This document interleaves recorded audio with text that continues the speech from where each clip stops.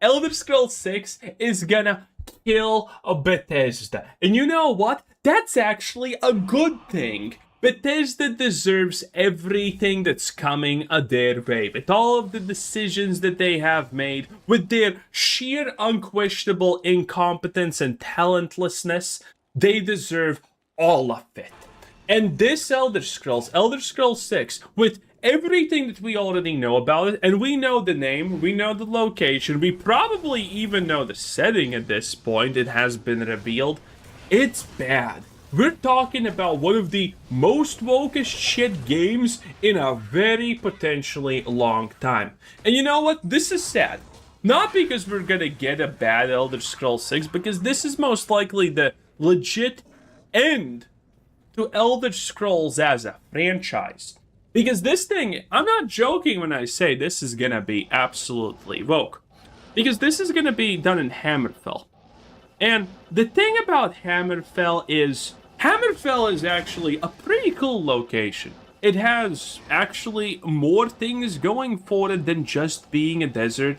It has a lot of interesting things to see. And the most important thing, the story that you could tell in Hammerfell is actually pretty compelling. They have a lot of political turbulence and problems like that. There are a lot of in-depth problems that you could be addressing that actually require moral deliberation to do.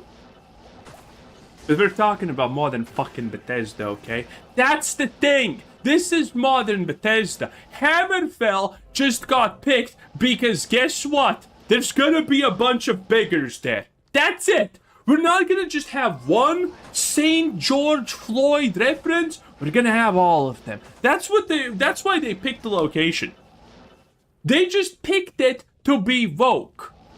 They're not gonna do in-depth analysis of what's happening there politically, and a lot of things are happening there politically. There's actually interesting choices that could potentially be made in a story that could be told, but no, they're gonna probably boil it down to racism.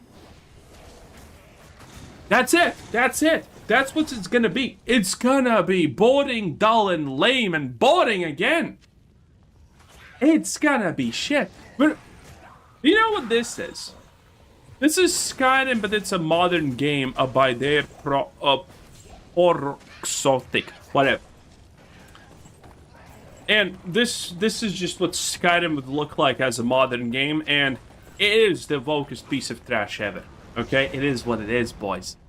And this is what most likely Hammerfell is gonna be like. You're gonna be praising the rainbow flag, or you're gonna have problems. We're probably going to deal with so many trans individuals and help them establish their identities. The Dragon Age Veilguard is going to be blushing there in the corner where it deserves to be. Okay? It's going to be bad.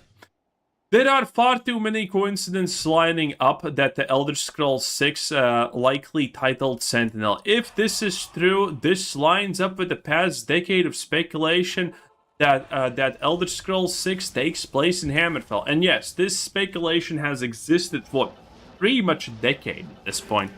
Archer Sharman has to have teased Elder Test 6's title is made of 8 letters, and Sentinel fits. Starfall also fits, which is also the same initial location. The Elder Scrolls 6 writer Michael Kirkbride agrees that this is the likely title. At this point, if it turns out not to be Sentinel and in Hammerfell, is literally less than 0.001%. There is pretty much no chance that this is not gonna be woke Hammerfell, okay? With all that police crime, okay? It's gonna be great. I cannot wait to enter Hammerfell and find out that the fatherhood rate is 0% somehow. It's gonna be great. Starfield Direct may have hinted at the title being Sentinel years ago. A scratch from Starfield reveal trailer also seems to have hinted that the game takes place possibly across Hammerfell and High Rock provinces. Sentinel is the capital of both the Alikr Desert region and the Myrkwassa region of Alkir, blah blah blah. And this is, you can see, Kirkbride saying Sentinel, and yep, And this is where we had Sentinel and Starfield's release trailer, which was known actually for a very long time. But, I mean, at that point, it just felt like a coincidence and no one thought too much of it. But, you know, maybe? I think, honestly, this was just a coincidence. But the situation is bad. Starfield was a shit game, not because it was woke, and yes, it had woke elements, and it had quite a bit of them, but Starfield was shit just because it was a horrible game. Bethesda is a bunch of talentless, useless losers, and now they're gonna be making a game where literally 99% of the population is black, which they're probably going to call the most diverse game ever, Lamau, because these clowns don't know or understand anything. We saw the Bethesda rally. We saw what it looked like. We literally had people with the communism sickles and hammers tattooed on their goddamn faces.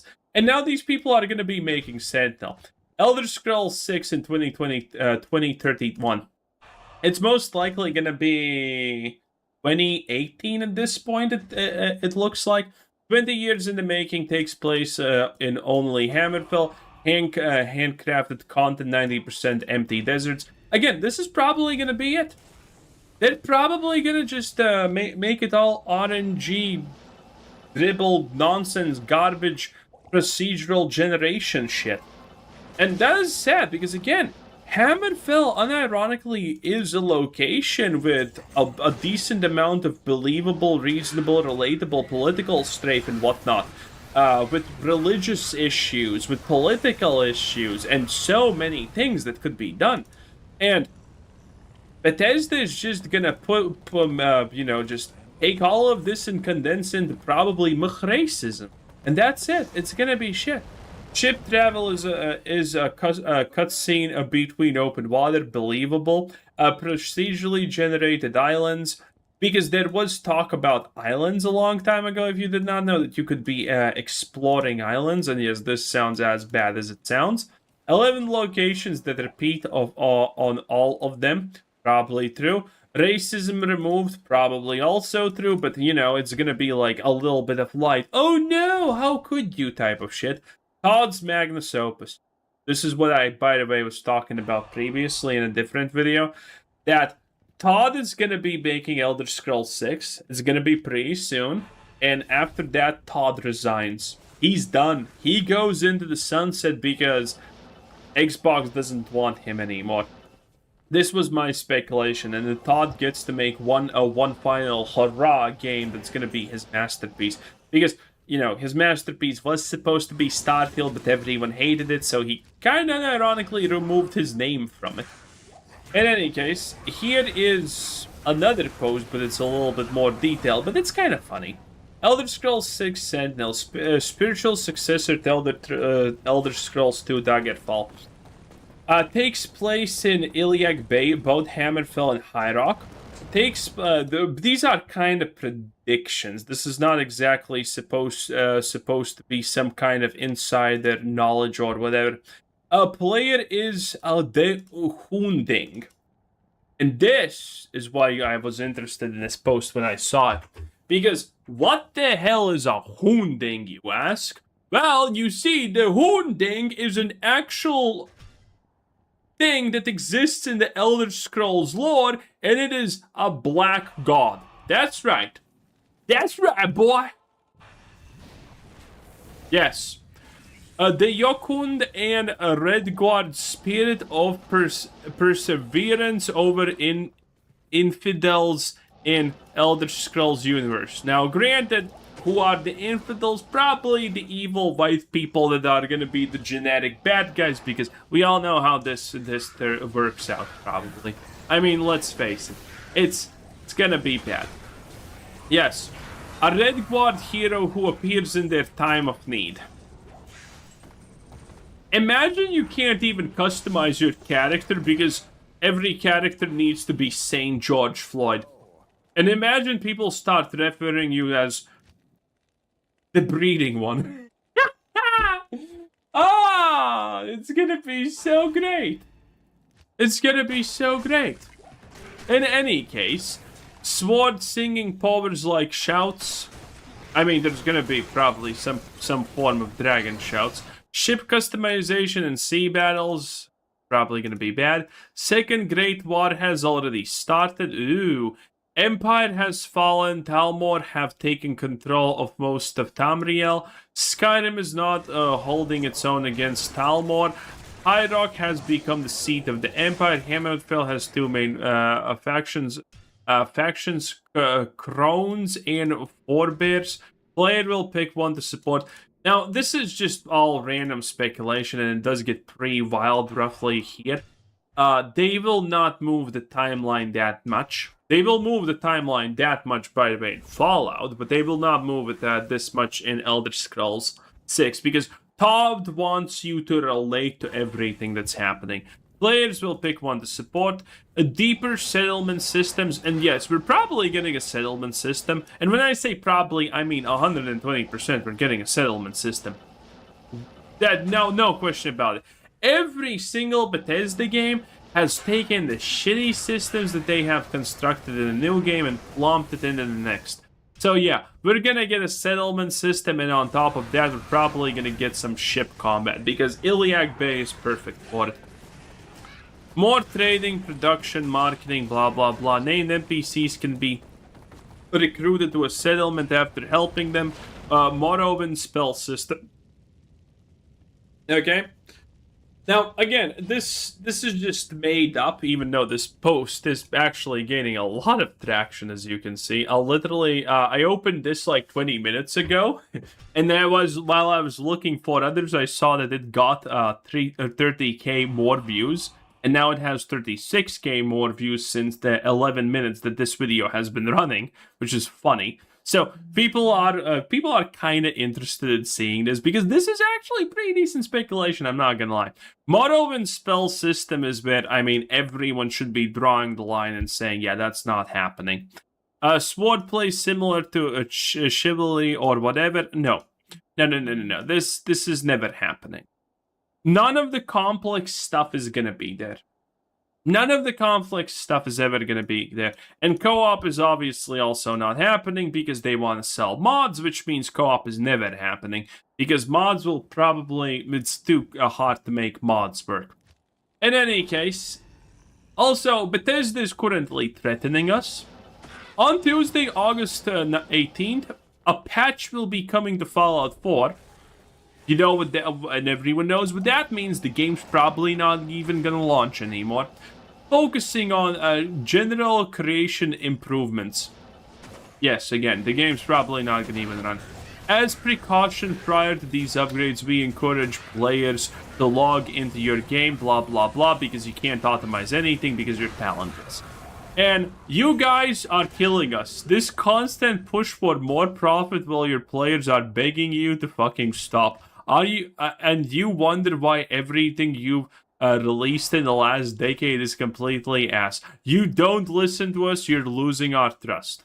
I mean, they lost my trust a long time ago. But yes, I hope everyone's happy that, you know, the Fallout 4 crash issues and whatnot never got fixed in the first place. But now that there's adding on top of them, we're probably not going to be even able to launch the game, honestly, at this point. It's going to be that great. In any case, that's all I wanted to talk about the Elder Scrolls 6. I think it's going to be a disaster. I see no world where this doesn't just crash and burn like hell. In any case, thanks for watching. Like the video right now. It takes less than a second. And I greatly appreciate everyone who does. This does help the channel a lot. More people will see it if you like the video. That's a guarantee. So like the video right now. It takes less than a second. And have a nice day. Bye.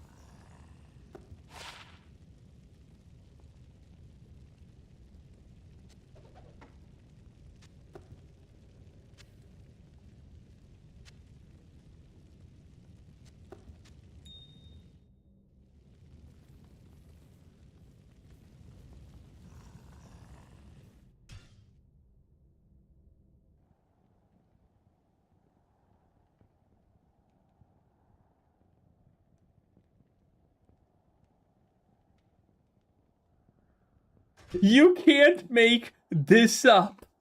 Why is there such a weird hate campaign against the Wolverine game? Gee, I wonder why. Probably for no reason at all, I guess. The evil gamers just came together this month and we decided, you know what? That Wolverine game, let's hate it for absolutely no apparent reason whatsoever. Yeah, let's just do that. Sure, I'm sure that's what happened. I don't think it looks like a masterpiece. The classic, it's not a masterpiece, but...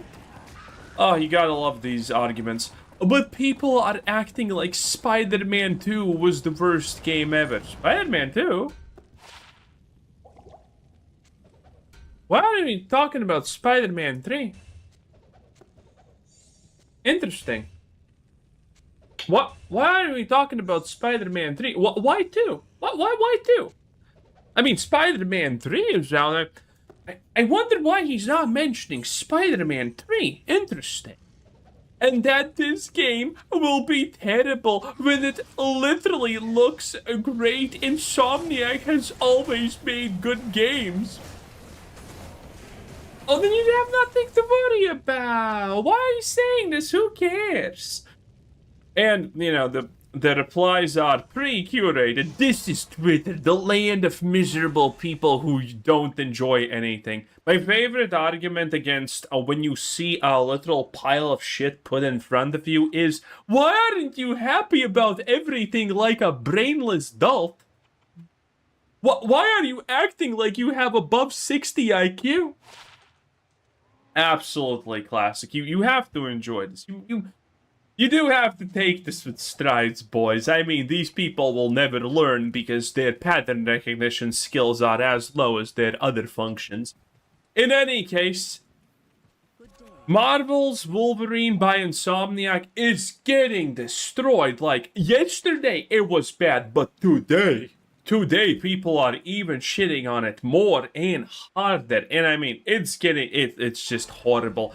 People are calling it a cheap Temple Run ripoff. The ways that this game disrespects its players and literally treats them like brain-damaged infants is beyond understanding. We already saw this, the video for this, where you're supposed to chase a target, and you already have a trail so you don't lose the target. Well, the target is on your goddamn screen. Okay? This game has so much yellow paint, it's gonna dry up the whole world's supply, it looks like it.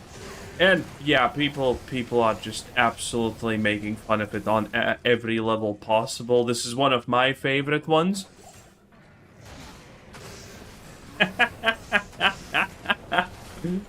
Oh, jeez. Special thanks to Insomniac for the red art behind the fleeing enemy in Wolverine. In the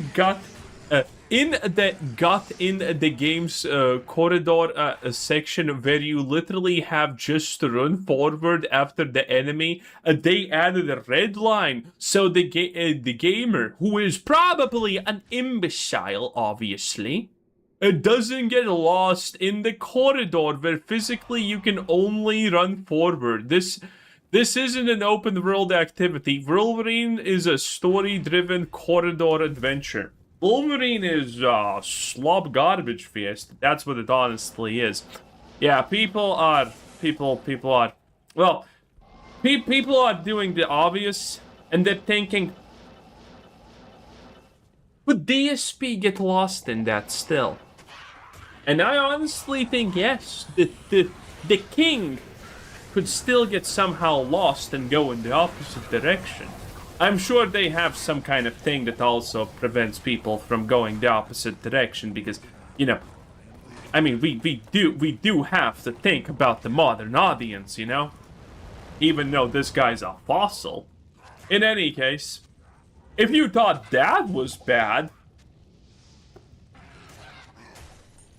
how about this?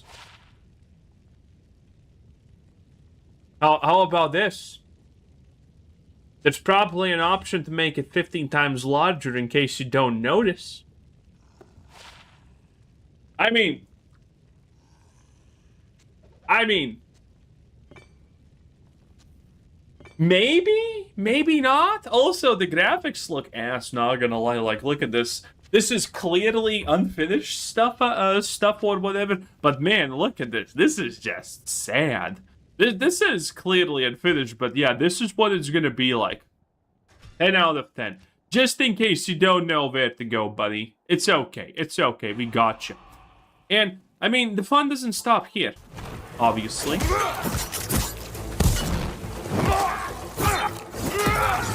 Target acquired! Specialist, huh? No.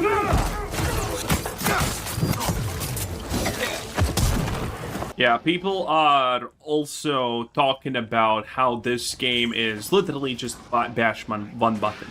And to be fair, a game where you just bash one button is not bad necessarily, but when you look at everything that this game has to offer, the one button mashing is yet again some magically how just an insult to intelligence. Because we will see later onward. The whole point, the whole thing about this is, it's not the fact that you're bashing one button and that's bad. That's a lot of games. That's most games. Most games are not really that complex, you know?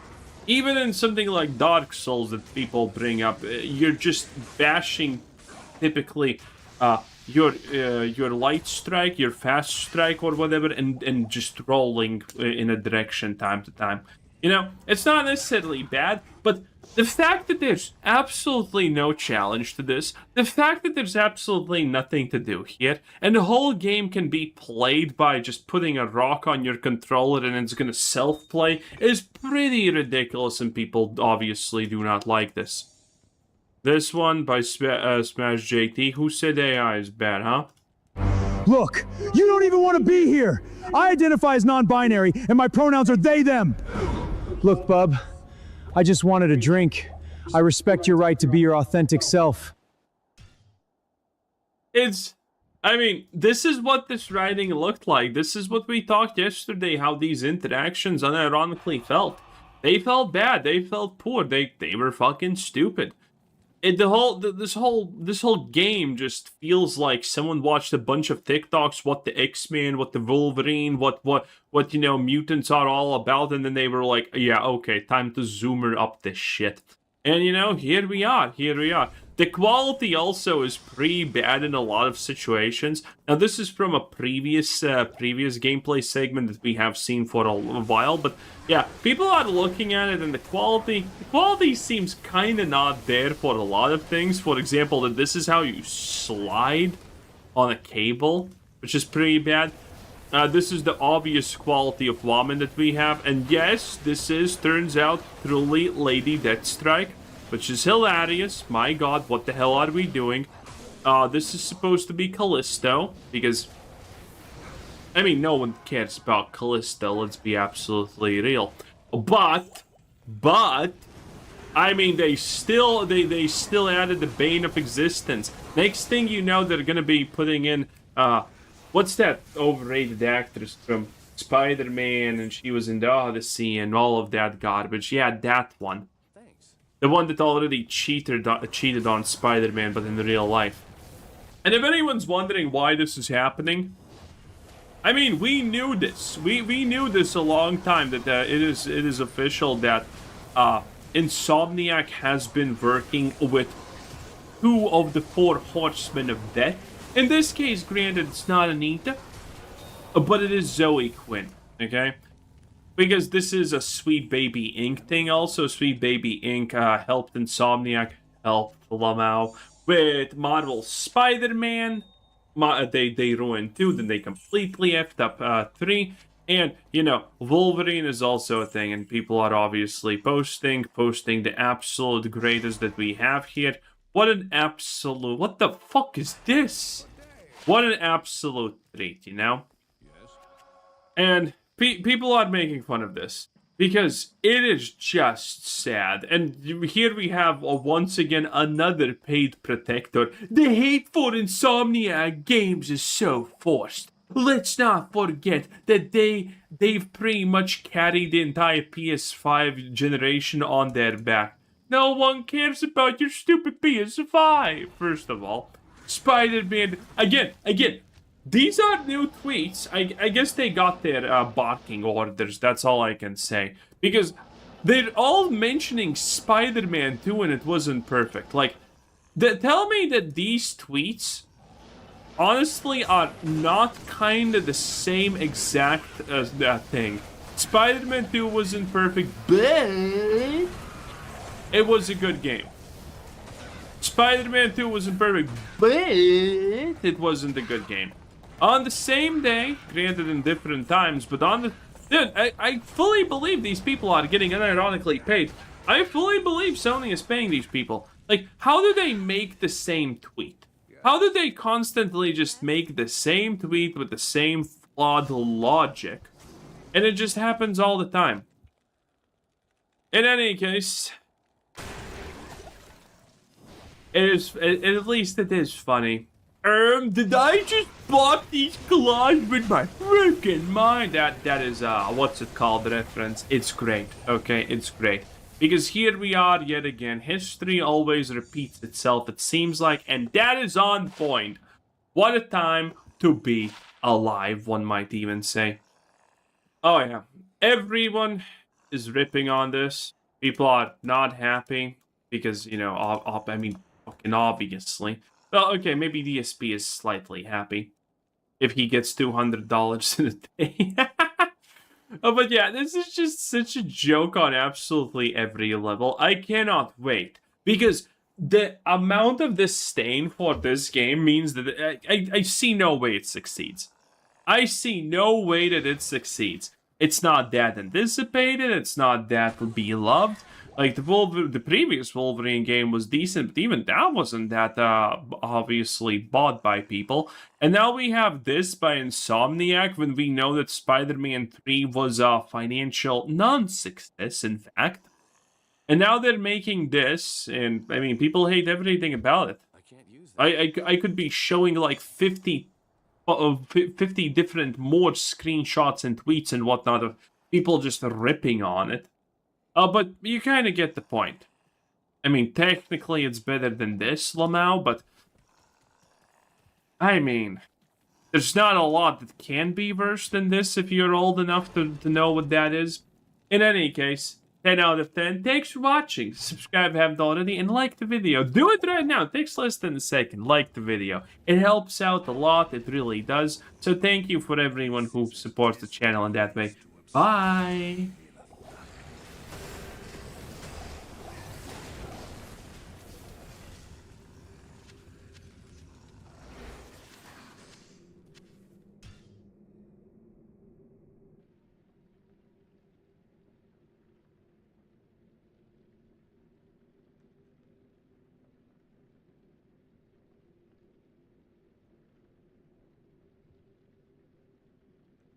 Sony is desperate. They're panicking. They did not expect the backlash to be this absolutely massive. And good job, boys. We are doing great work and we are winning. No disc, no buy. It's that simple. And I know. Someone's probably going to say, but Sony's stock went up 7% after this announcement. Yes. Alana Pierce herself said that that's a good thing. What are you gonna do? Trust yourself or trust Alana, who can probably even score a 60 on an IQ test? I think the answer here is very, very obvious at this point. And now, not only Sony is not giving us discs, and for what reason, by the way? Well, because they want to save that 30% extra revenue from the cut that the physical store would take if they sold it. Well, good job, Sony. You know what? You can take that 30%. But now, please minus 100% because I ain't buying. And a lot of people ain't buying. And with all of this happening, you know what happened? Rockstar CEO Strauss Zelnick literally had the genius idea in saying, yes, you know what Sony's doing is great. Physical media is bad. It's bad. How are we going to get people into Grand Theft Auto Online? It's bad. And we need to get rid of it. Sure, Strauss. Sure, let's see how that ends. Alright, Rockstar announced GTA 6 will be getting an extended look, with first dibs exclusive to Netflix. And Strauss couldn't be happier. This is a first of its kind event, and only possible because Rockstar simply hasn't missed literal decades of growing this brand with quality games. I don't think anyone else in the industry has this kind of track record when it comes to major releases. Now I gotta say, this Netflix deal is kind of a masterclass in marketing. To be fair, people do consider GTA 4 a miss. I personally never even played it. Pretty much all gamers know about GTA 6. Netflix holds the key to the truly casual gamer, though. The kind of guy who has a PS4, but you know, since GTA 5, he's graduated college, had a kid, got a job, and just doesn't have the time for this shit anymore. All things that obviously disgust me. Except children. Have children, it's a great thing. Start the family, better yourself, but don't get a job, okay? The more jobs you have, the less time you have to watch me. And that's bad. Sure, he's heard about GTA 6, but he isn't about to look up gameplay footage on YouTube. But if it were plastered all over the front page of Netflix after work, he just might give it a look. It's only a 6-hour exclusive deal, then it will be uploaded to Rockstar's YouTube anyway. And in my opinion, Netflix likely paid Rockstar for an ad. Now it's So, one thing that this poorly explains is only 6-hour exclusive. That doesn't mean that there's 6 hours of footage that's exclusive to Netflix. Netflix has the trailer 3 for 6 hours exclusively. It's actually like 5 or 10 minutes of probably the devs talking about how challenging it was to make GTA 6 and how they're proud of what they have done and how it made them feel.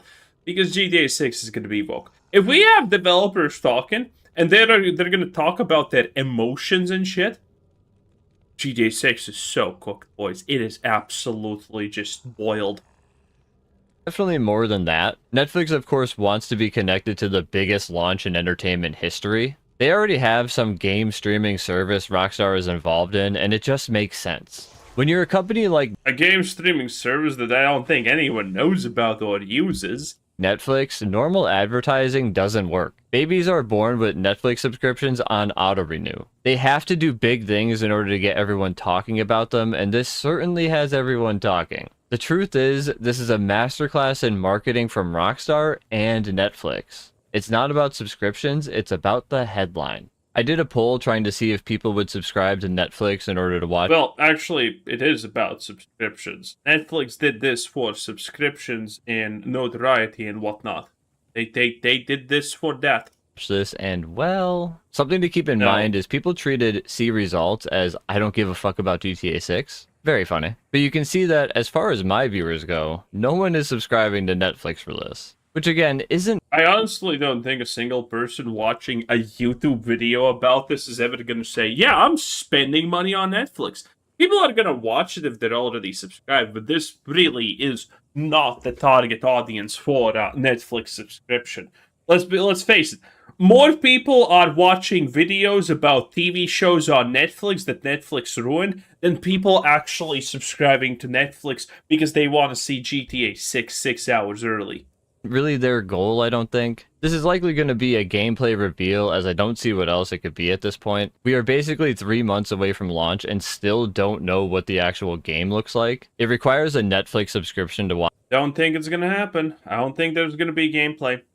Because we pretty much have confirmation that the gameplay graphics are downgraded for consoles.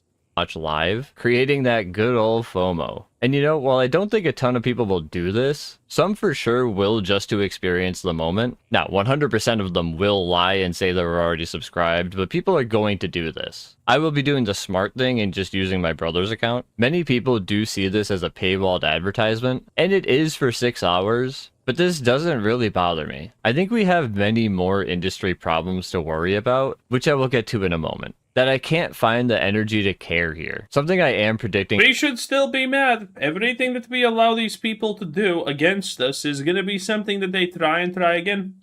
So, not being mad about this is not the good solution. Right now, though, is that this partnership will lead to some sort of making of GTA 6 or similar kind of Netflix documentary. Of course, post-release. And taking a quick look at the comments, we do have the physical media crowd here. I mean, 3 to 5K likes per post is something. And I also like this Trojan horse one. But people really do care about the physical media. It has had some pretty wild staying power, surviving weeks of news cycles. And I did a poll that had some interesting results. I said, will Sony eliminating physical media hurt PlayStation next generation? And pretty overwhelmingly, the answer is yes, a lot. Is there any... Yeah, of course. Well, like, fucking, what do you mean? How is this no? How is this badly? How is this anything than a super yes, honestly? A company decided to do something that its customers en masse did not want to do, and they said, "Puff it up, baby cup. It's happening." Oh, if I have a chance to, after something like that happens, to not use their service or use an alternative, I'm probably using an alternative. Again, you can only get burned so many times until it's too much.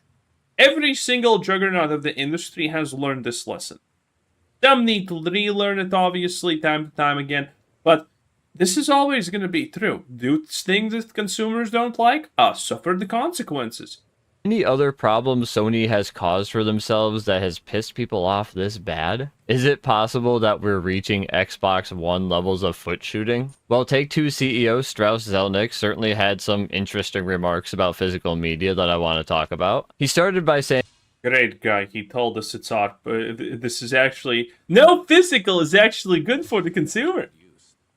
What a clown. our business is well over 90% digitally distributed. It's already a digital business. He's obviously referring to microtransactions in GTA Online. That is where Rockstar has made over 90% of their money, at least since GTA 5 launched. In the leaks that showed Rockstar's revenue, they make like $20 to $40 million per month with GTA Online. Take-Two also publishes the 2K sports games, which I'm sure are very heavily digitally bought. I should also mention the insane boost Red Dead 2 has gotten with all the GTA 6 hype.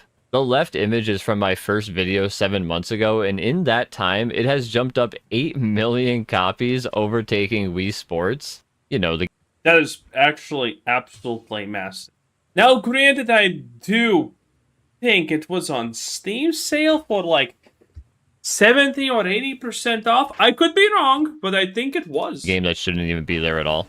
Strauss goes on to say, so in certain instances, especially if it's a big game, discs just, and note I said discs, don't really make sense for the consumer. Okay, it may be true that GTA 6 is... This is the greatest sentence ever. What? How does it not make sense for the consumer? I'm sorry, how exactly doesn't it make sense? I love when these people tell me how to feel, or what to think. It's great.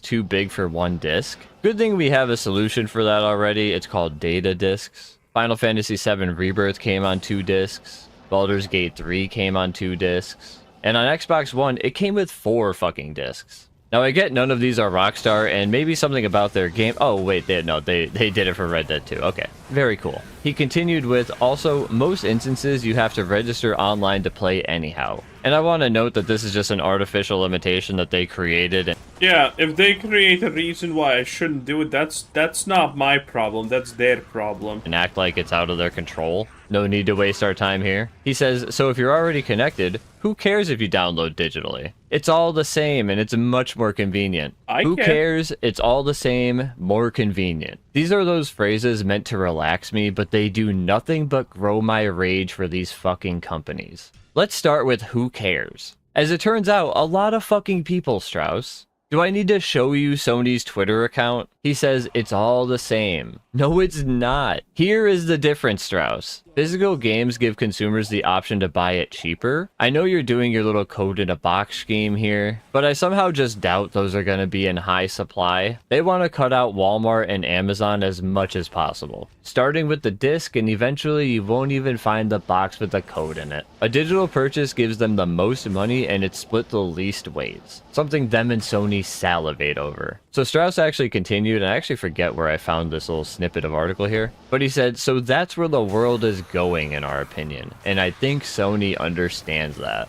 Can you two get a fucking room? It's disgusting. Something funny here too is that Sony posted an ad for GTA 6 saying, it plays best on PS5. And they used a PS5 with a fucking disk drive. They then deleted that and posted a new one and stripped Classic. it of its precious drive. Total clowns. Strauss continued by saying, "We certainly understand that. It doesn't mean we won't have physical editions now and then. I'm sure You know what's gonna be funny? Like, the funniest thing can now happen. Because of the Sony backlash, it's pretty much confirmed, I think, that there's that Xbox is still sticking to physical media. I mean, Xbox is on this absolute warpath of trying to make people like them again. And they are making a lot of decisions that, you know, people honestly do like to a degree. I'm still skeptical about a lot of them, but in general, people like them. And there's nothing wrong. There's nothing wrong on the, you know, surface of a lot of them. And one of the things that's happening is, I think that they have confirmed that there's gonna be a disk drive. So, imagine what's gonna happen if GTA 6 gets released and then it's available on disc for Xbox but not for PS. That would kill them. That alone would be enough to swing the favor of pretty much everyone's opinion back to Xbox. Xbox has the chance to do the wildest, most crazy move possible here. And it's not even that hot. we will in the same way that there's still vinyl in the recorded music business. But in other instances, it just won't make sense. Vinyl, Strauss? Really? Strauss, when I buy a vinyl record... We already talked about this. It's like comparing vinyl, going away to from vinyl to moving to CDs and stuff, is not even close from physical to digital. What do I expect on the inside? A code telling me where to download my MP3s? No, I get a fucking record. When I buy GTA 6, I get a little piece of paper telling me to go fuck myself. Actually, here are some vinyl stats from the RIAA in 2025. $1 billion in US sales. They grew for the 19th straight year, and a total of 46.8 million units sold. 1 year. That is actually insane. I did not imagine any of these numbers to be even close to that. And considering the technological advancement, this is probably definitely above your 20% profit margin per sale. Physical media really seem like a dying medium. Sure, compared to streaming music, it's a lot less, but it's still a huge market, and games are no fucking different. Which brings me to more convenient. And this is the worst one. Because for who is it more convenient, Strauss? Let's do a breakdown. Take-Two and other publishers on one side, us on the other. Pros and cons for both. So the pros for the publishers are, of course, higher margins by cutting out retailers, easier logistics but no filthy disc to print, secrecy from leaks. They don't even need to do the logistics, honestly. That's the best part. They probably could cut. The logistics are ridiculously easy. They just contract a firm and that's it. Like, doing the logistics for something like this is just literally 5 fucking minutes. Which is fine, I guess. Control of the game down to the ability to just delete it from your account, which Sony has shown they are 100% willing to do with something you bought. No more used games to compete with, and no more lending games too. If you want to play it, you gotta buy it directly for them for full price. The cons for publishers are really simple. Both Sony and Strauss see no downsides here, and so we will take their word on it. There are some pros for consumers that we can't ignore. It is objectively easier to switch games in a digital library over a physical one. It's also... This is not even actually a pro, honestly, because if physical exists, that does not mean that that digital doesn't exist suddenly. You still have the digital version of the game. It's probably, and it's 100% going to be tied to your CD key, or whatever the fuck they put in the box. So, it's going to be digital. You're going to input it in your Rockstar account, like Battle.net did back in the day. And there you go. You can just log on, you can just, log into their account and press the download button. So, this is not, even a real thing. Also harder to lose or have stolen those games in real life, of course. I mean, Sony... Again, the same, literally the same situation as digital media. Your account gets hacked. I guess he's talking here about though, warehouses getting robbed and whatnot, which doesn't really happen when it comes to this stuff. Like, no one's gonna try and steal 10,000 copies of GTA. You can steal them whenever they want. But that's it, on to the cons. So there are no used games, no lending games. There's no control, which is broken into ownership and preservation. And the trust erosion is a big one for me, because we don't want to hate these companies we grew up with, but they hate us. I mean, we should. For some reason. And isn't that weird? It's almost like the pros for the publishers translate into cons for consumers. Meanwhile, the pros for consumers barely exist. Do you think someone like this cares about losing a game or not getting up to Switch games? He fucking doesn't. Now, Strauss didn't say physical doesn't make sense. He very specifically said discs don't make sense. A box with a code still gives them shelf space at retail, giftability, and a feigned attempt at collector appeal, without giving away ownership benefits of an actual disc. It is too little too late for Sony, at least. They've already been repurposing their disc factory to sell optical micro lenses, which from what I can tell are used in data centers. So yes, your favorite reason your hobby is going to shit? AI nonsense. Because that's based. this is Sony's problem. PlayStation competes with AI for hardware, and AI is winning. To them, they need to make stuff AI companies need to buy. And by the way, what is Xbox doing to capitalize on this? It turns out not nothing, but not really something either. The Verge reported that Xbox is testing a disc-to-digital feature that digitizes a physical game collection. Now, interestingly, Tom posted... What do you mean? Blizzard did this when I was...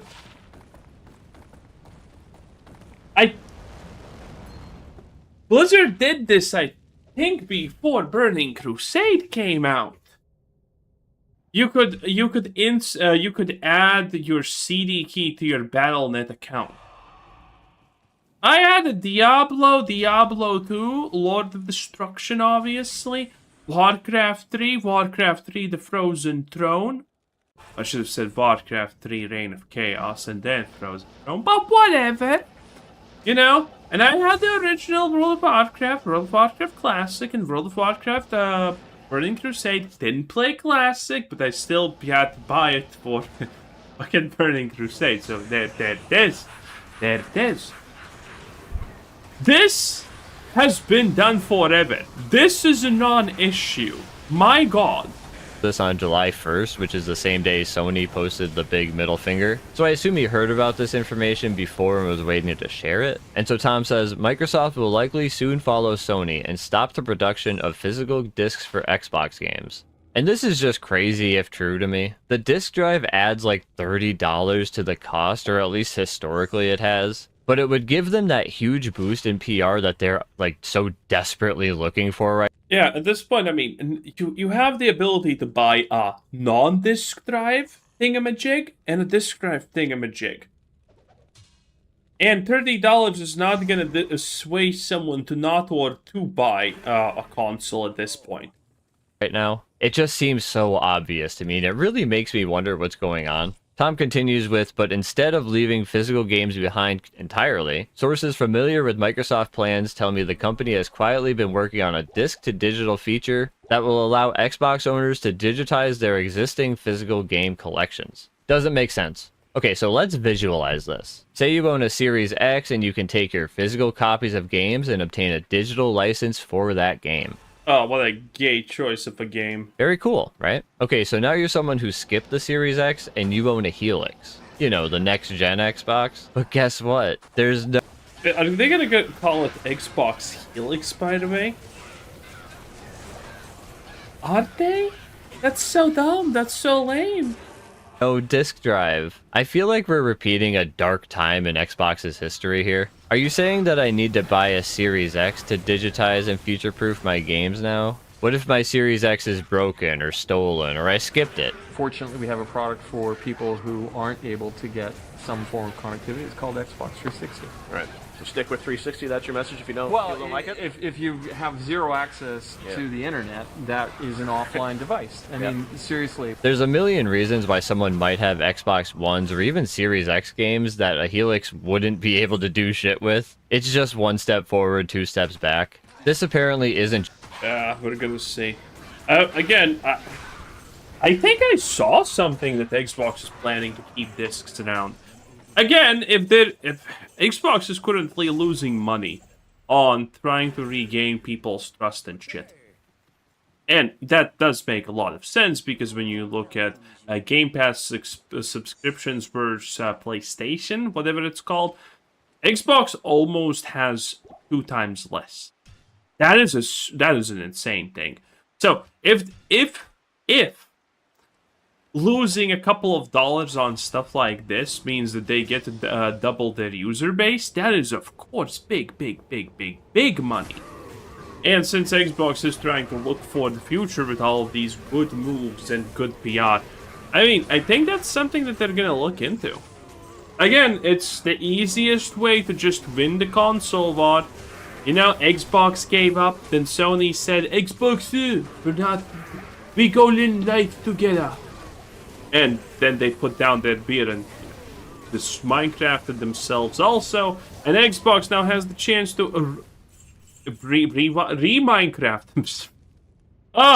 It's insane. Anyway, that was drawn out. 10 out of 10. Have a nice day. Bye.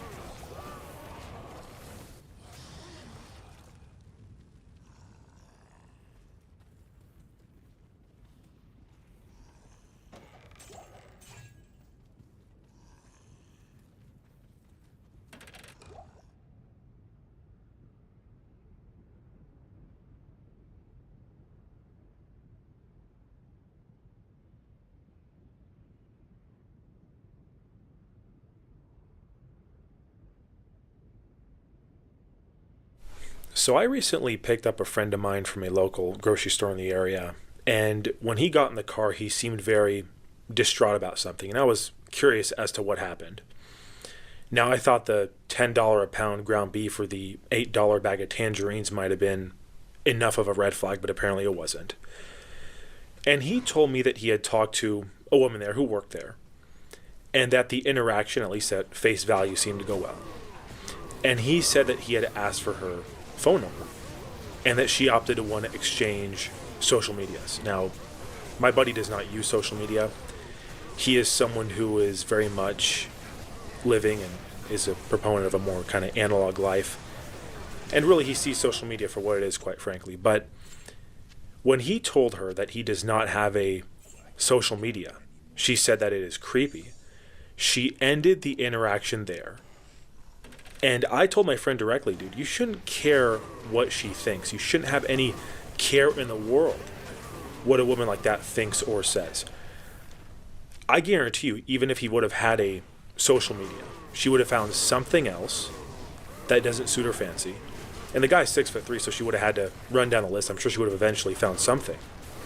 Because I've even heard of things like this happening. Actually, this happened to a cousin of mine, where he ended up talking to a girl. He ended up exchanging information with her. And she saw that he had a social media, but that he didn't have a big catalog of posts and wasn't posting anything recently. And she said the same thing. She said that she thought it was creepy. She thought it was weird. Now, when I hear stuff like this, and then I see modern women who say things along the lines of why are men not approaching women anymore in public, that they want men to return to dating and stuff like that, when they are the epitome of why men aren't doing those things, all while at the same time, with their social medias, they will be posting things on there that are really the epitome as to why men do not want to date anymore. I've seen women who their whole catalog on their social media account will be pictures at a nightclub, pictures at a rave. They'll be following things they shouldn't be following. All different kinds of reasons to not want to have anything to do with her. And I'll put it directly. The reason why men stopped approaching is in part because for many years, they've been told that they are a creep for things like this. You have women who, their default response to even getting eye contact from a man is to say that he's a creep. Mind you, this is if he has no intention of wanting to date her or anything beyond a casual conversation. She's just a woman who's the cashier at a grocery store. They will try to say that he's a creep. And of course, we all know that it varies in terms of if they find the guy attractive based on whatever unrealistic standard or social media standard or dating app standard they're using nowadays. We all know that's the case.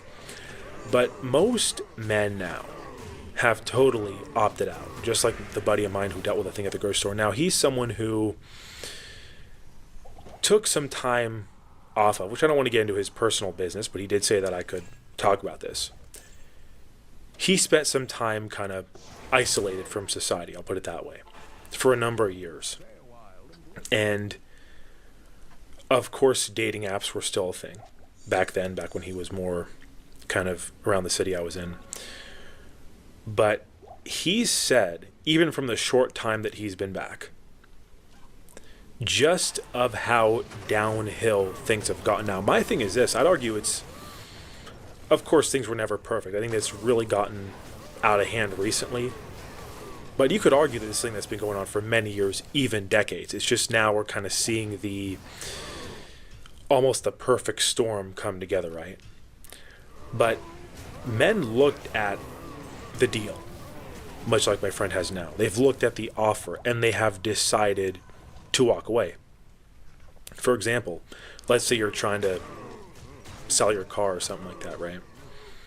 Or you're trying to sell something online and someone makes you an offer that's a lot less than what you would have wanted to take.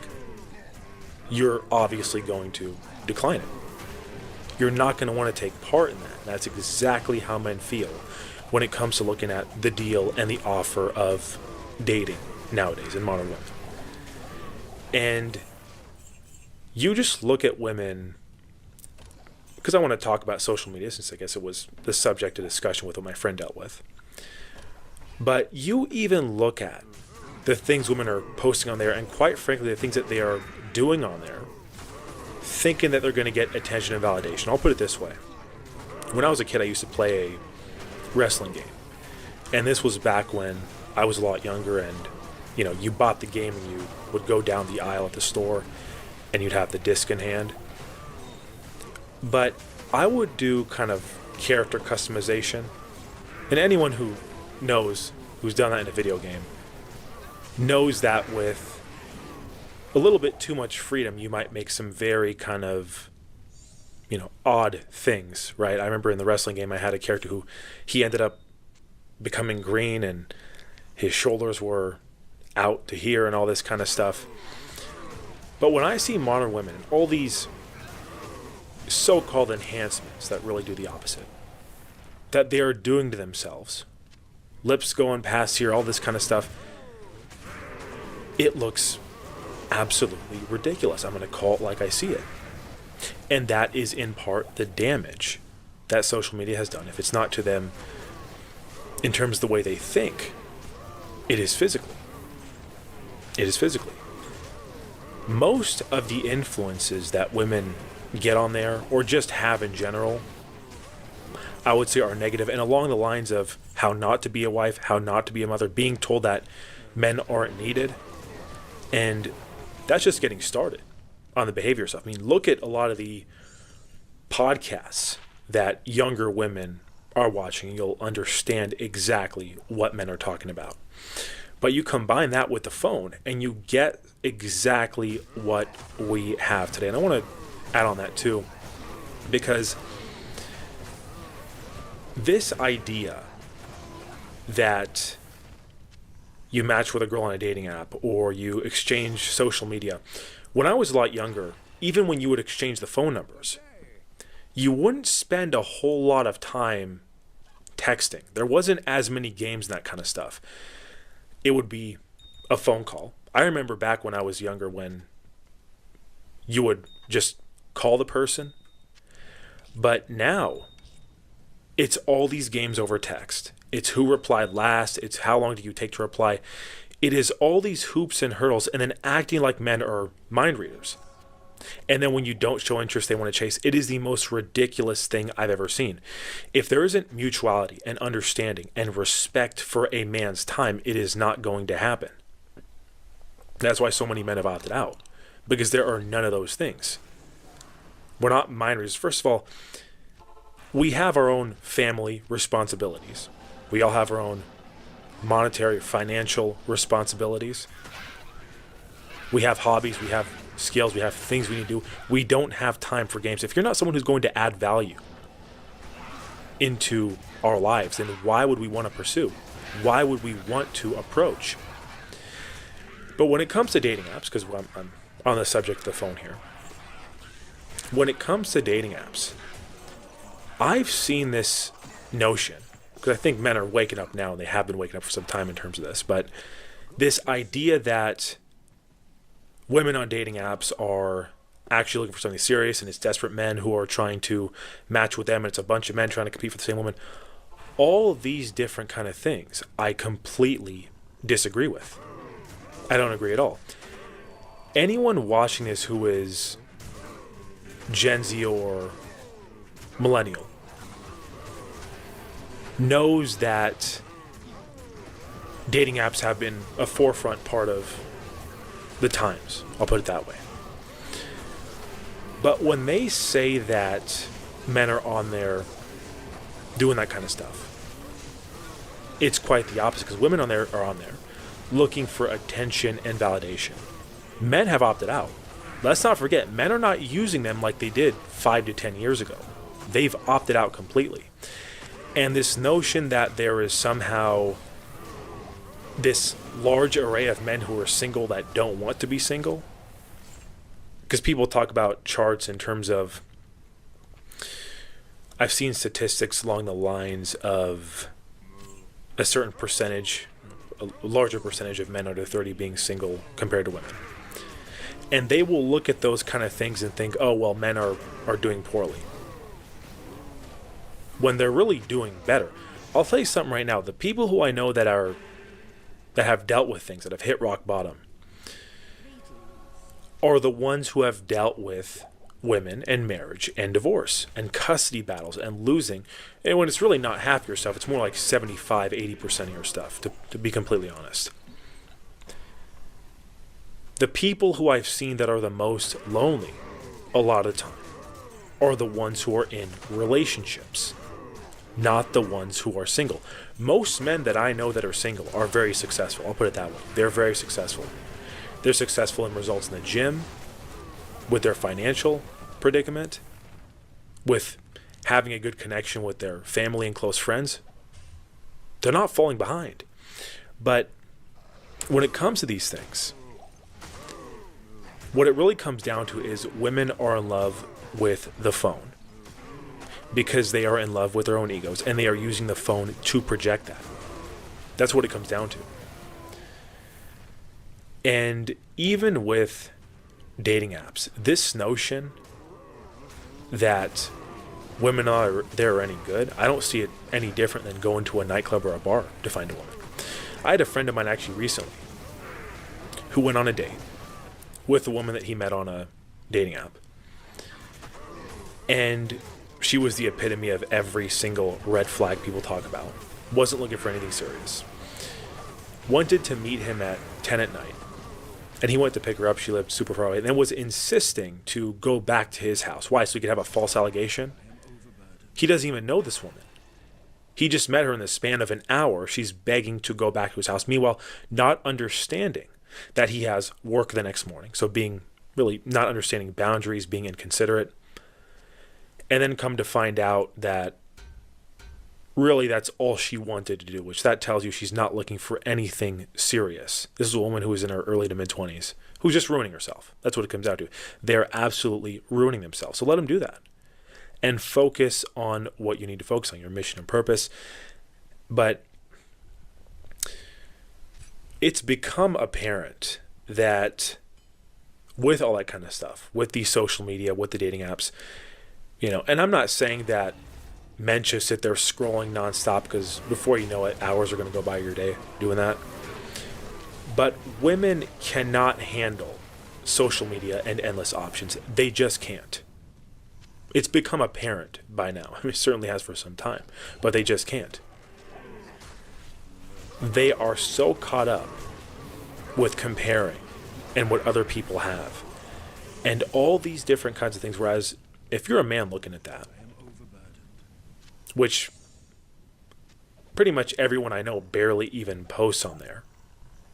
But if you are a man looking at that, you obviously know to do things not for them, not for other people, but for yourself. If you're going to get a nice watch or a nice car, you don't do it to flaunt on there. And if you're going to do it for them, let them be your family, let it be the people in your circle, the people that are actually relevant in your life, not everyone else. And even on the way home today, I saw a woman who was, she was on her phone in one hand, handbag in the other, walking across the street, and just her facial expression and her body language, to me, just screamed entitlement, narcissistic, undateable, thing in the world revolves around you. You see it a lot nowadays, and it is exactly why so many men are walking away. Like my friend dealt with that thing at the grocery store. I felt there's a part of me that was upset, of course, because I don't want to see my friend be disrespected. But that's kind of the usual with modern women nowadays. For her to make a silly comment of social media, I'm sure we all remember a time where we used MapQuest and that kind of stuff. But when there wasn't so much focus on what was in our pockets, when it comes to dating, when it comes to all different kinds of things, people think that it creates boredom, but through boredom, I think there's an aspect of creativity. Now it's just notifications nonstop, all these different things, all these different distractions. That's why I think it is important for men to tune out of those kind of things. Like, for example, I have social media, but I have notifications off. The only times I go on there, which I could arguably not do at all, but the only times that I go on there are to talk to a few people in particular who are long distance where it would cost money to call them or text them the conventional way. But there are even, obviously, alternatives to that. But I think that things have come to the point where, You know, it really isn't even boredom. It wouldn't be boredom. It would be time for yourself to think, to not have the world, the pressure of the world, if that makes sense. And nonetheless, I think men can handle it a lot more than women can. That's just what I've seen. That's just my observation. But as always, guys, I appreciate you for viewing the video. And when it comes to these kinds of interactions, just the dismissiveness and all that kind of stuff, I would just say walk away. That's ultimately what it comes down to. I would just say walk away. Do not play this game, because I've seen men who will play the game. I've seen it, over the years, but I think certainly more men are waking up en masse, really. But, don't play the game of pedestalizing women, treating them like they're their prize, and then compromising your self-respect to get attention from someone who's not even going to be loyal in the first place. So, again, guys, I appreciate you viewing the video. Hope you guys have a good one. Thank you.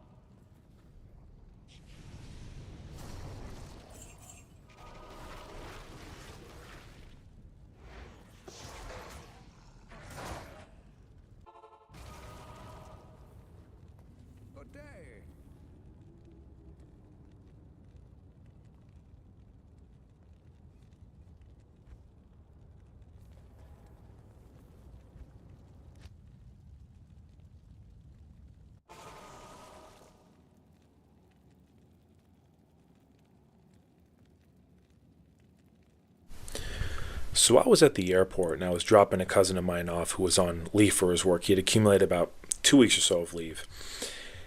And I had gotten there around midnight with him, and he was getting ready to leave and in a different state, and I don't see him very frequently. So I decided to actually go in the airport with him. And it had been a number of years I've been in the airport, so it was part of me too that wanted to see how things have changed, and more so to just spend some more time with my cousin before he goes back.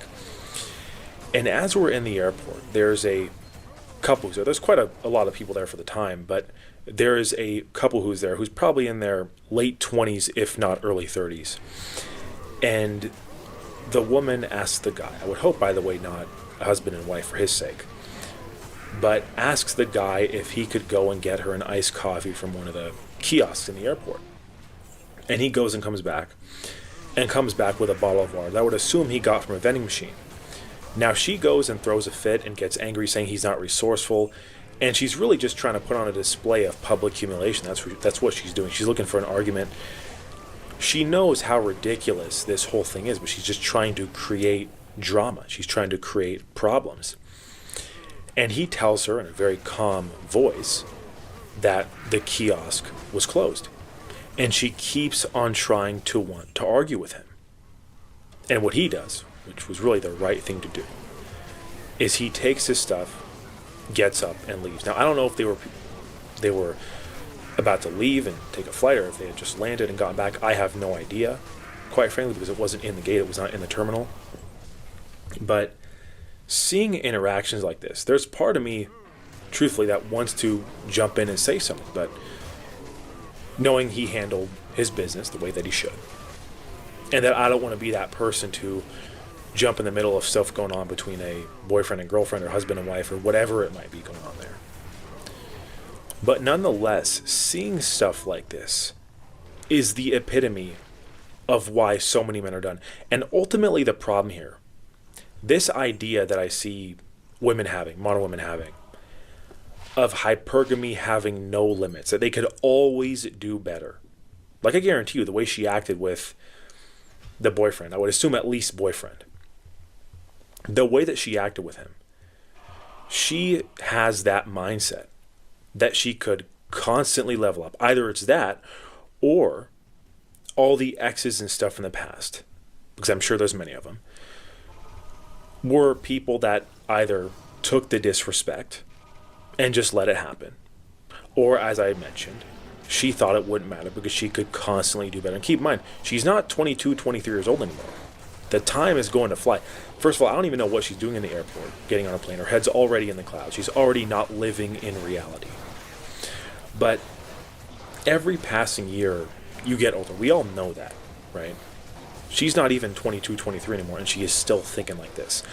But this idea that the man has to be perfect, do everything right.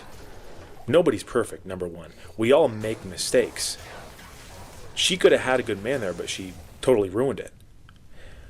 But what I see a lot of is more so modern women wanting men to overlook their faults, overlook their imperfections, whereas the man then has to be perfect. That's not the way it works. That makes no sense at all.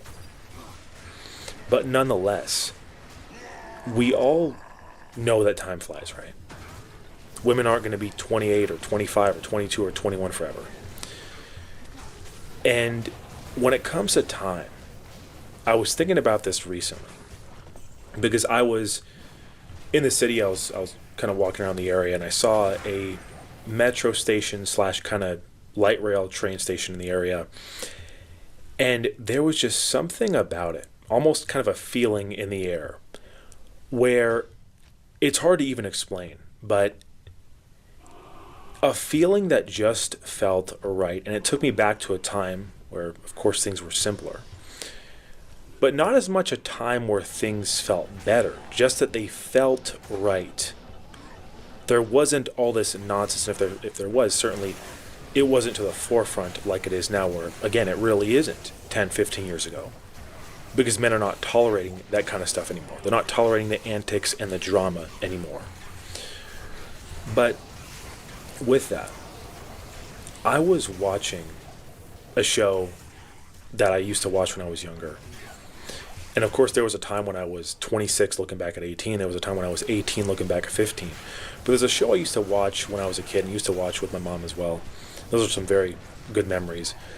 But it was a show called Courage the Cowardly Dog. And I'm sure a lot of us, especially if those who are millennial, especially, but perhaps older, and some younger even, older Gen Z, watched as kids growing up. And there is a scene in that show where the main character is near a tub of water, and I think it's a carp or a barracuda, comes out of that tub of water and says to the main character, there's no such thing as perfection, and that you are perfect just the way you are. Now, of course, those are very powerful words, right? I think some of the things I've seen, certainly growing up, whenever I am on a bit of a nostalgia phase of mine and look at some older media or cartoons or stuff I watched, not only did a lot of them have kind of themes that really carry on into adulthood, but some powerful messages that you might overlook as a kid. But this concept, this idea that nobody is perfect, is something that modern women do not understand. I see them constantly chasing this idea of perfection, this perfect image, this idea of a perfect man, this idea of vanity being perfect. And you see it all the time, filters and angles and all different kinds of things on social media. I see them chasing this idea of perfection, that if a guy is, by the way, meets all the right requirements, whether it's the height stuff, again, whatever dating app stuff is brought up here, but the superficial stuff, whatever it might be, they will still think that they can do better. They will still think that they are settling. And even with the vanity stuff, I've been seeing this more and more lately, which shows really the influence of social media. The filters, the angles, but now, outside of the phone, the lips being done, the everything, all these different things that they're doing to themselves to chase something that does not exist. They are chasing something that they cannot catch. It's like chasing tomorrow. It's always going to be there, but you're never going to be able to catch it. And even with that, that is exactly what I see too, is this idea of never living in the present for modern women. It's always, what can I do to have it be better off? Not right then, right now. Not enjoying and cherishing the things you have right in front of you. Like I mentioned, the simple days of the first time being in the passenger seat with your father growing up, perhaps, or the first time watching a cartoon or at a birthday party, whatever it might be. They think that they can always do better, to where they don't cherish the things in the moment. So their mind's never in the present. I'm not saying living for tomorrow in the way of planning your future. Those are two completely different things. There's nothing wrong with planning your future. Nothing at all wrong with that. But this mindset of always doing better, not appreciating the things that are right in front of you, which are more than good enough, thinking they can always do better, is a big, big problem. They're so concerned with praise and admiration from people who not only don't know them, but don't care. They don't care. And the only times I've seen men have this mindset, because it's very common that I see, but among women, modern women, but the only times that I've seen men with this mentality are those who are either just generally inexperienced in life, perhaps naive, or those that maybe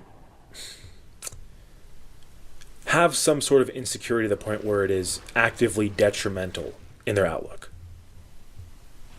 It's not a very common thing. It's quite frankly quite rare, especially those above the age of 25 for men. You don't see that.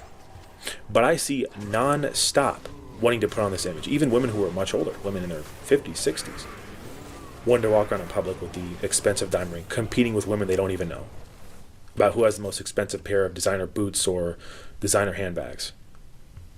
It's all for nothing. Whereas with men, it doesn't matter what your upbringing is, what your background is. And that's what I will say a good thing about the gym, at least, that among many positive benefits of the gym. And by the way, I know that that aspect has definitely been changed with social media and modern women, but nonetheless, you see men for people that you respect. You don't care if they have what they drive or their house or this and that. You don't care about these things, whether it's superficial stuff, whatever it might be. Unless they do something that breaks your trust or otherwise, right? You'll shake their hand and look them in the eye the same way. Whereas with women, when it comes to dating, I see nothing but the superficial stuff. And then you look at who's doing it. You think that you're going to be able to just disrespect men, go from guy to guy, monkey branch guy to guy, and you think that any sense of a high quality man is going to want to be with you. That is not going to happen. You're not living in reality. You know, and I'm not even saying I'd give it a pass even if a woman wasn't engaging in those things, because it's not good to be entitled. It's not good to expect the world to revolve around you. That's regardless. But that is a position that I see universal, quite frankly, across the board. And really the reason why so many men are opting out and walking away just like that gentleman did in the airport.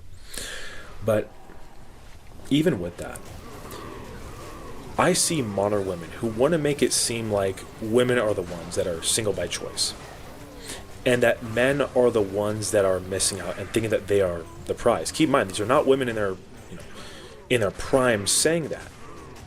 I see women in their 30s and 40s saying this kind of stuff, when in reality, their behavior is what has alienated those men.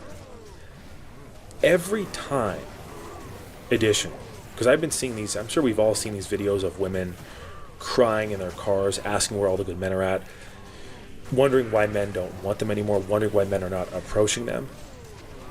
And most of the time, when I see those videos, they're women who are in their 30s and 40s and older. That is not being single by choice. That is regret. That is regret, because quite frankly, they listen, a lot of these younger women are and have listened to women who are older, who are never ones that have had or even know what a happy, healthy relationship looks like. And they're being told not to settle, to stay single, that open disrespect is okay, and that a good man is going to come there no matter what. They think they're going to be 22, 23 forever, so they think they're going to have the attention like they did back then. And they get to 40 years old and realize that's not the way the world works. That is not at all the way the world works. And I will say this much too. I was thinking about something recently when it comes to the way women act on dating apps and social media, but also just in general. What is seen as, I would say, desirable in a relationship? Because when I've talked to people, when I've heard men talk about their outlooks on modern women and the dating climate, they talk about behavior. That's what they talk about. They talk about behavior. They don't talk about, at least for the most part, I don't ever see them talking about superficial things or things that women don't have control over, like height and all this different kind of stuff. I don't see it. All these things that modern women heard growing up, of being the prize, being the princess, and thinking that no matter what, they're going to be that.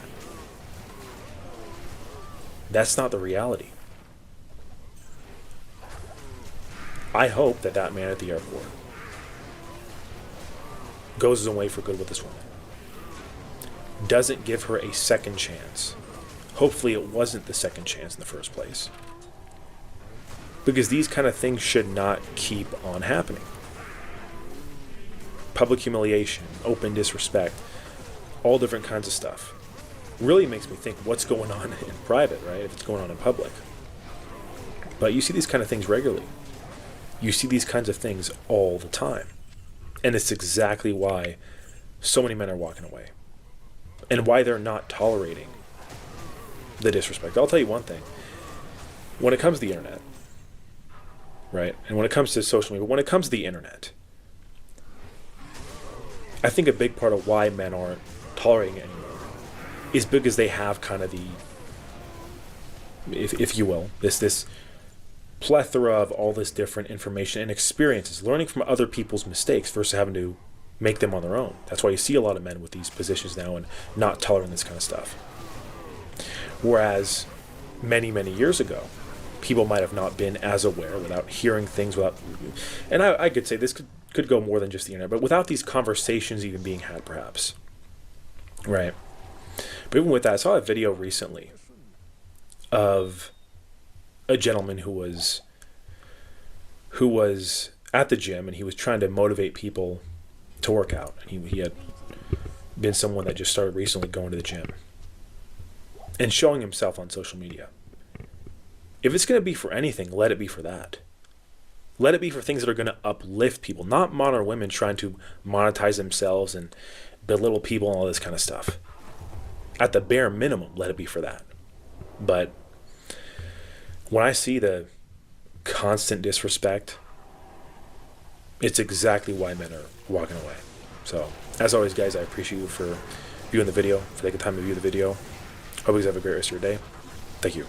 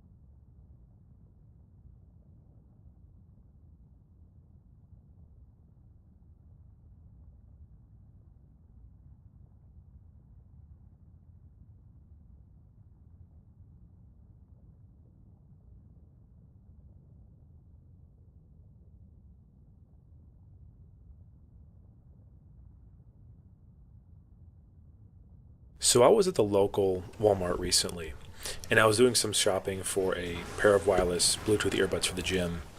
And as I was there, I was in the phone accessory aisle. There was a gentleman who was probably in his early to mid 30s, I would assume. And he was on the phone with someone who he was talking to via speaker. Now, the first thing that I had seen that was kind of off was the cadence didn't seem normal for a person-to-person interaction, but nonetheless, the voice sounded female.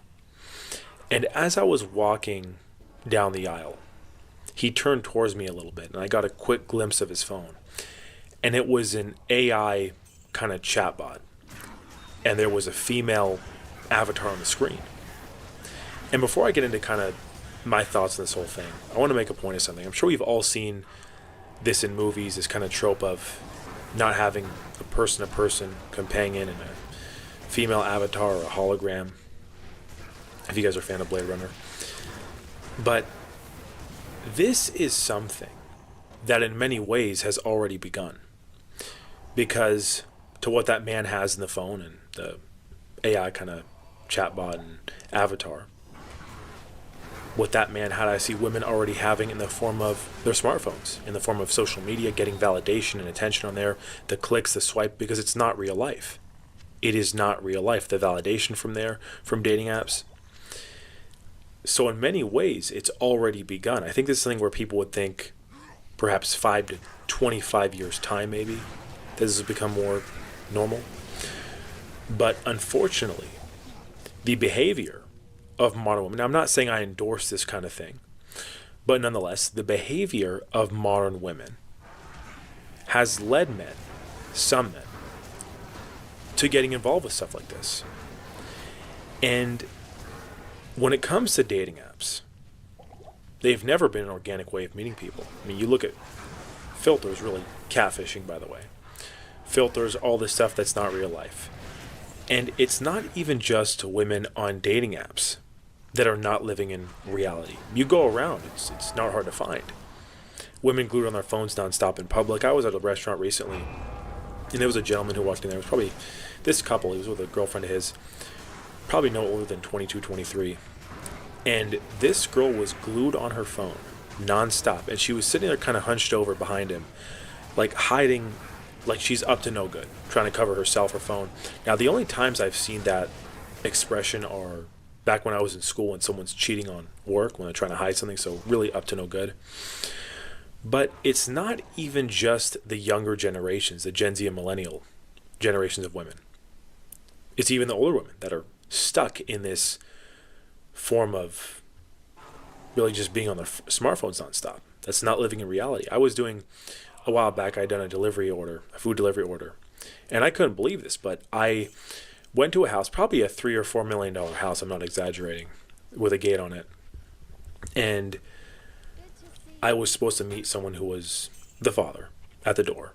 And out the door comes probably a 3 or 4-year-old girl. And I'm thinking to myself, what parent in the right mind would let that kid leave the house like that? And I'm not talking about just going to the door and opening it. I'm talking about going 10, 20 feet in the driveway to get the food.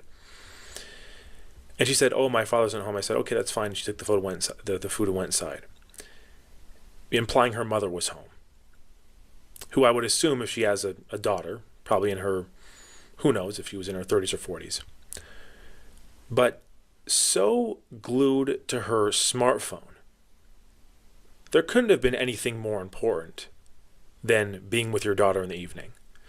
So stuck on the smartphone that she would have her 3 or 4-year-old daughter go out of the house and get this food delivery order without anyone occupying or watching or anything while the father's not home. I was very close to calling that father and telling him, for the sake of his own family, by the way. But after you complete the order, the person's contact information goes away. But nonetheless, it's absolutely ridiculous. So, when people make comments of, "Oh, well, it's the times," and get with the times, because I heard this in my early 20s. I heard this nonstop, if it's the times, and same thing with the dating app stuff. And my thing was, it's the same way I feel now. I'm not taking part in it. I'm not going to play those games. And I think a lot of men feel the same way. Now, it's no secret. Women nowadays are so insecure that they want to put down good men, but just men in general, to have a feeling of self-worth. These ridiculous standards you see on social media and dating apps, that is not real life, by the way, where the height stuff, the income stuff, I mean, I've heard things as far-fetched as 250, 500,000 a year minimum, and 6'5", and all different kinds of stuff, where even the so-called Chad guys are not safe from this. The ghosting, the flaking, the games, the time wasting, because they think they can always do better.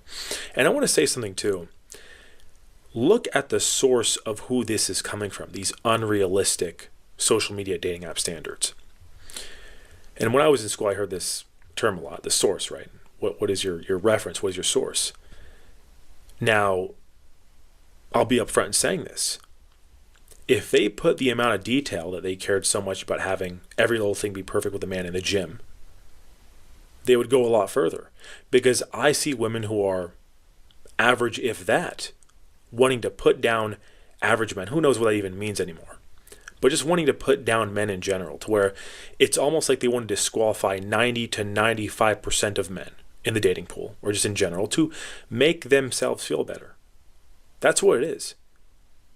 You can't tell me they are that just out of touch, but they very well might be. They very well might be, because I see the things that are being shared among women and friend circles and stuff like that.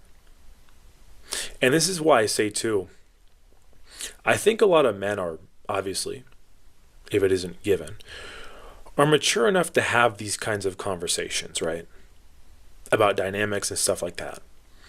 But I see a lot of women just not living in reality. I don't. Look at the things women watch. Look at the podcasts and things that they consume. It's not hard to see why. But I've also seen people make this mistake nonetheless. And I think that things have changed a lot now, because when you used to look at kind of men's self-improvement stuff a number of years ago, you saw a lot of things about how to approach women, how to cold approach women, getting in better shape. Basically things that were for a man to get attention from women. Now, I think things have changed a lot now, because men are seeing that even if you do all those things, which of course I'm all for men being confident, men improving themselves in a variety of different things, aspects, that doesn't change the fact that so many women nowadays have red flags, when really it comes down to behavior. When it comes to standards, when you hear men talk about standards, it's behavior. It's not superficial or physical things that they don't have control over. It's behavior. Is this woman capable of even dating in the first place? And if she isn't capable of that, she's definitely not going to be capable of being a mother, being a wife. It's just not going to happen. But when people say things like, when you, and I heard this a lot when I was younger, but this whole thing when you get a girlfriend, you're not going to have time for this anymore. You're not going to have time for these activities, and it's expensive to be in a relationship. That mindset has faded, because people are starting to realize, if you have self-respect, number one, you're not going to do away with those things. But men need to have standards. And they're not going to put the time towards someone that doesn't meet those standards. And this constant want that I see of wanting more with the dating app stuff, ultimately, people do not, especially women in dating, won't see a gold nugget that's right in front of them. They won't. Recently I was driving, for kind of comparison, but recently I was driving, and there's an old kind of antique shop I used to go to north of the city. And now it's gone. It's been turned into some kind of breakfast restaurant shop or something like that. And I thought to myself, the memories from years, decades ago, going to this mom and pop antique store, that's now gone. Now, of course, I did appreciate it while it was still around, but had I known, I would have gone to it one last time, perhaps. I didn't know when it closed. But if a man isn't some 6'5" guy or makes a certain amount of money, the superficial stuff, the things they have no control over, the material stuff, they have no idea the amount of good, decent men that are out there. I remember I was at an airport too a while ago, and there was a man there who spoke 7 languages that worked at a pizza shop in the airport. Very, very good guy to talk to. A woman might look at it from the outside and think, oh, well, he's a guy at a pizza shop. But meanwhile, the guy knows 7 languages, great conversationalist, very charismatic, and I see things like that overlooked. And this is why men feel this way, because it's become, dating really has become like a commodity. It's become purely like a commodity. It doesn't even feel real anymore. It doesn't. It feels completely transactional. And I think that's ultimately why you see a lot of men walking away. And now, again, that doesn't mean you go and get avatar chat boxes and chatbots and stuff like that. But I want to make a point here with that, because I don't see that any worse than what women are doing on social media dating apps. But we have gone so far forward with advancements like this, right? When at the same time we have gone so far backwards. And I remember a time where there wasn't GPS on our phones. There wasn't even GPSs in general. You'd have to use maps and stuff like that. You'd have to know how to get around with maps. When I used to go on vacations as a kid, I remember being in other parts of the world, and it was definitely something not having a GPS on the phone. But nowadays, there really is no understanding of what is conducive for a normal, healthy relationship. I'm sure we've all gone out and see the people glued on their phones. I don't want to make this a generic kind of spiel on that, but things have certainly changed, and not for the better. That it seems some might have thought it would have led to. But this is again why, and I've talked about this many times, that why it's important to focus on your mission and purpose, not even worry about stuff like that.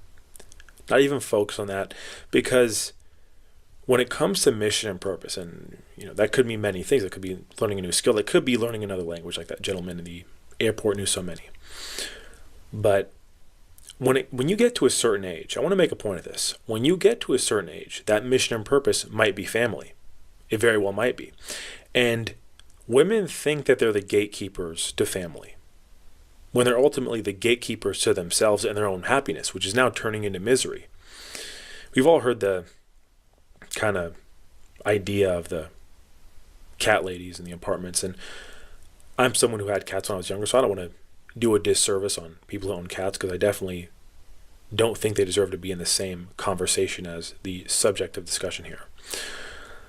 But ultimately what it comes down to is, sadly, many Gen Z and even some millennials are not going to experience parenthood, because women have gatekept any idea of family through the stuff that's been pushed. I mean, all this stuff of, well, being a mother is this and being a wife is this, having no understanding of true happiness. And because dating has become a commodity where it's going to go up seemingly. The difference is it doesn't go back down, right? It seems to only go up, and now goes up exponentially, or has been for some time now, to where I think the only option for a lot of men now is just to walk away. Just to walk away. I mean, I don't put that past anyone. I really don't.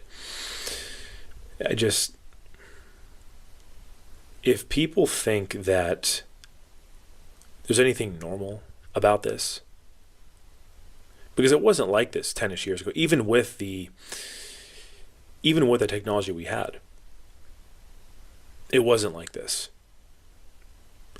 The entitlement that I see of the modern woman is absolutely ridiculous. Not at all conducive for a normal, healthy, long-term relationship. It is not going to happen. And I've said this before, I'm not someone who's at all for the casual stuff. That's a waste of time. That's something I see is no different than a bad habit. It's a waste of time. Part of being a man you ask me personally, is self-control, self-restraint. And there's no knowing the kind of detrimental place that could lead you. But I want to touch on one thing before I end this video, kind of with the rise in this kind of stuff. I'm sure we've all heard about the job losses with certain career jobs and stuff like that. I know people that were into tech and software that are out of work. Some people even making very good money right now that are worried and anxious about losing their jobs. But ultimately what we have lost is any form of normalcy. And I'm going to tell you something right now. The women are not going to be the ones coming out the victor, because men, contrary to what they might make you want to think, can be just fine on their own. There's a difference between loneliness and being alone. Two completely different things. And if you're someone who constantly needs attention and validation, then you need some really to look at why that is. Because that shouldn't be the case. You shouldn't need the validation and noise from other people to have a form of self-esteem. So, as always, guys, I appreciate you for viewing the video. Hope you guys have a good one. Thank you.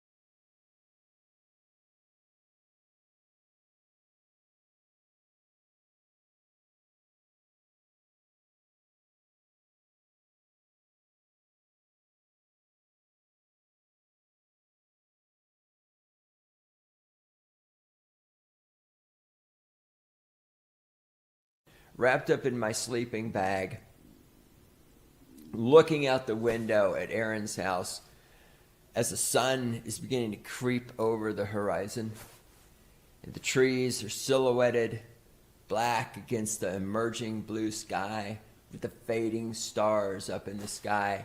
And I think to myself how much I hate Aaron because he's got it fucking made with this fantastic house of his, this nice little piece of property tucked away out in the backwoods of South Dakota.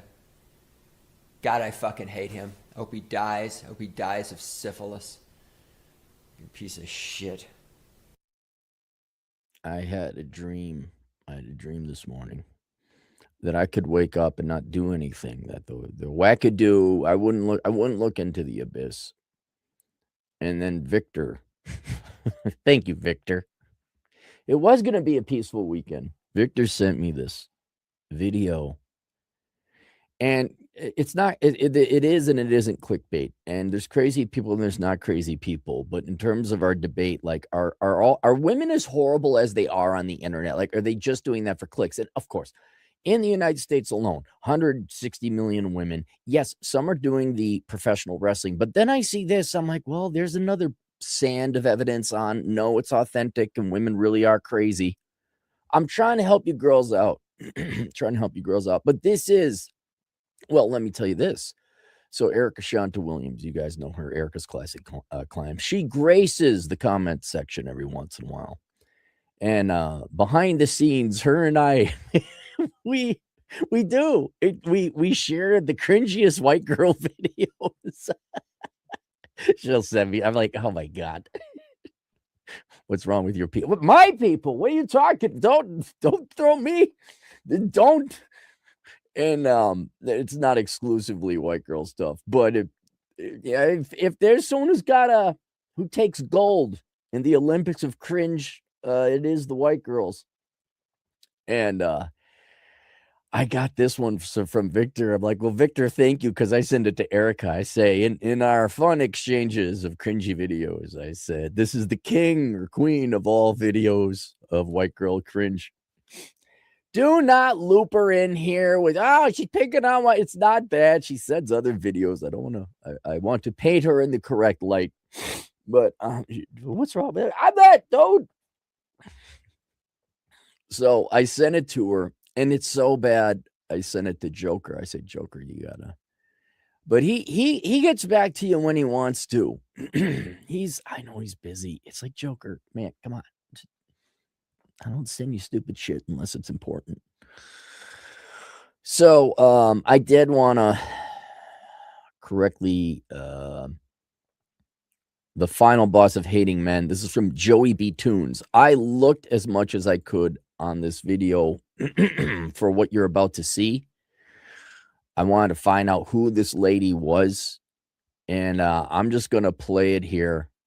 Because if I got to see it, if I had to see what Victor sent me in the morning, you fuck your Saturday morning cartoons. Nobody gets to watch Saturday morning cartoons. You get to watch this shit, so you know there's creepy, wackadoo, crazy white girls out there. And you say, oh, you're really slamming on the white girl. You watch this video. You tell me if you see anything but. Get over. How do I do this again? I got my boomer tech.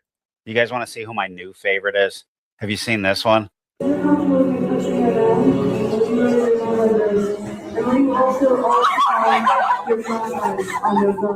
Yeah, she's the one who walks around like the Grim Reaper at her shows. God,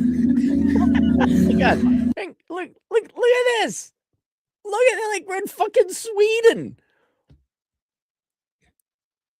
This, boys, when you just ignore wackadoo gal on the left there, look at all the girls on the right. Okay. These look like normal. They actually look kind of thinner than average. And if you were to go like a nightclub or a coffee shop, matter of fact, I don't think I see any tattoos right now. I mean, everyone's kind of clothed. But God, this is out there. They're out there. This is not fake. I try to find as if I think it's real.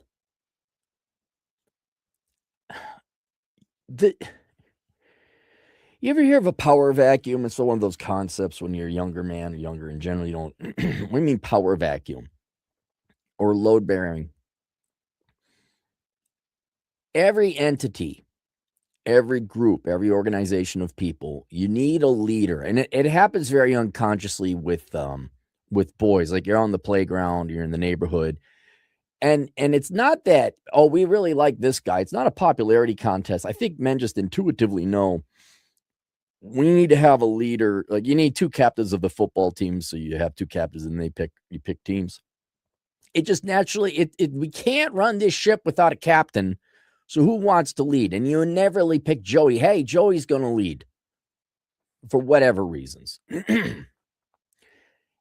If Joey goes away, you guys can't have a football game or whatever it is, the boys in the neighborhood, whatever your mission is. Hey, we're going to go hike in the swamp. Where are you going to go? Somebody inevitably has to lead. And that happens in any organization, churches, nonprofits, corporations, governments. And when the leader goes away, perhaps abruptly because they die or whatever, there's a vacuum, a leadership vacuum, and then people fight over it. If you read English history, it's all about knocking off the other claimants to the throne. But if you don't have a leader in your life, more so in the form of purpose and meaning, this is the fucking shit that happens. Just like human beings need a vice, you cannot live a perfectly clean life. You need to have a vice. You also need purpose and reason to live. And if you have no purpose and reason to live, they will find one. One will be sucked in. Now, sometimes it's healthy, like you go on a workout binge or career. We criticize girl boss, but I think we criticize more the girl bossery than we do you working hard and you could get your career. But this is what happens when you girls don't have family. And I mean both a lack of a dad. Oh, they're all rich, all rich kids, all suburbanite rich kids. Your dad ain't around. I know your dad's there, but he ain't around. And also, if you don't have your own family, meaning you get yourself a husband and some kids. Now, I'm not forcing that on anyone. But absent your own family and absent your own father, you left us all thought this was great getting rid of the nuclear family. If you get rid of the nuclear family, there will be a leadership, or maybe I guess better described as a purpose and meaning vacuum. And you girls, especially if you have daddy paying for your shit or government paying for your shit, you will find the most wackadoo, crazy, worthless shit. And, criticize boys for liking their video game. Fine, if they fall into the world of pot and video games. Okay, cool. This is a cult. This is not why are they crying? Like, let's say you guys get really debauched and you do booze, drugs, and video games. There ain't no guy crying. We're not crying. We don't naturally slip and default into hating women. We don't. But you're gonna watch a little bit more of this. Why? Same question I got about mental illness. Why is it, if you're truly mentally ill, in all cases, instead of your aberrant behavior being of benefit to others and being nice and kind, it's always self-serving and evil and stealing? Why is it bipolar girls always treat everybody like shit? Why don't you just treat them amazing? Why would you slip into a hate movement? Right now, this could just be a singer, but no, this is the creepiest shit you're going to see. Look, if I have to see it, you all have to see it. So I'll keep playing it. Yeah, I've covered her before in one of my videos recently. This is where girls go to feel bad together. I don't see anyone but white girls. I don't. I'm sorry. I'm sorry you girls don't have purpose and meaning. I'm sorry, but you should go find some. Now, admittedly, thank God I gotta imagine. Heaven help us if this is every girl. It's not. But some of you have slipped into this, and this is where you get into like witchcraft and astrology and anything to avoid socialism, leftist causes in general, environmentalism. Dog rescue, and even dog rescue and environmentalism is healthy compared to this shit. But this is where the guy who bumped himself off the other day because he fell into the leftist cult. This is what's gonna you think they're gonna have, look at that. I don't think there's a single gal here over 30. You think you girls are you got a life at you? Do you recover from this? Could you imagine a girl growing up out of this and has to keep this a secret? Like, I'd rather find out you had a kid out of wedlock or there's a kid running around somewhere. I'd rather find out that than this about you. This is on the level of having herpes. All because you didn't have a dad, all because you didn't. Look, not everyone had a dad. I mean, everyone has a dad, but everyone had a dad around. Some of us had to raise ourselves. It's an unfair request, but you got to raise yourself sometime because ain't nobody going to do it, right? The boomers, you can even have a well-intended parent around, but if they're dumber than fucking misinformed, like the boomers were, you got to raise yourself. And this is what you do?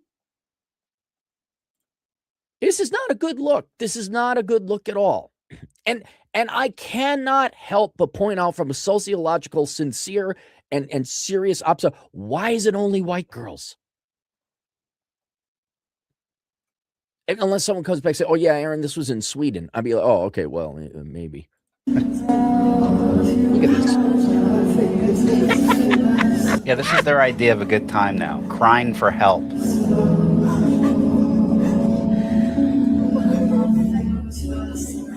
You guys, this is the scariest shit I've seen in my life.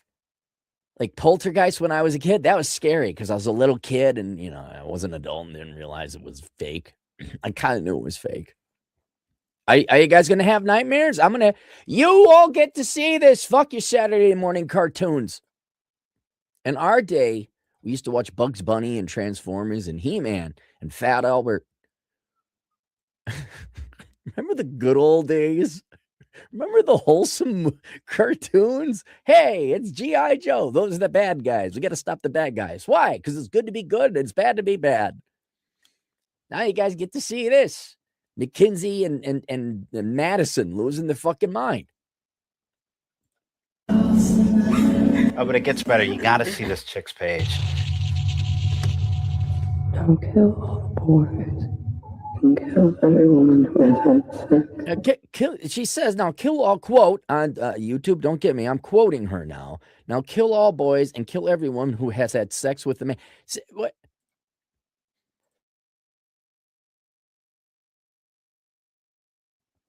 If you say, well, she's not moving her lips. Yeah, it's weird. It's creepy. It's culty. And yes, you will always get followers in a cult. I get it. But why this? Why can't your vice or your leadership? Dog rescue really is much healthier. I know we pick on the girls with dog rescue, like, oh, you're just using it as a substitute for the kid. But that's way better for your mental health. You get into gardening. Could you get into maybe the library or anything? Hiking is, I've never had anything bad happen hiking. With a man, but save for yourselves the young girls who have not had sex with a man. This is who people... She could be crazy. Okay, she could just be really smart and genius. Like, I can't believe how much money. You know what would be great? Like the woman who wrote the biggest beautiful articles for Cosmo. Or a lot of these influencers, like, you don't need no man. You find out they're like the stay-at-home wife with a husband and kids and the perfect nuclear family. That would be hilarious if this woman is just an act, like Marilyn Manson or Guar. And then they just go home. Well, maybe not Marilyn Manson, but Guar, they take off the costumes, they go home, they go to church, and they have a nice meal with their stay-at-home wife. Although Guar, they do have female musicians. So she goes home, whatever.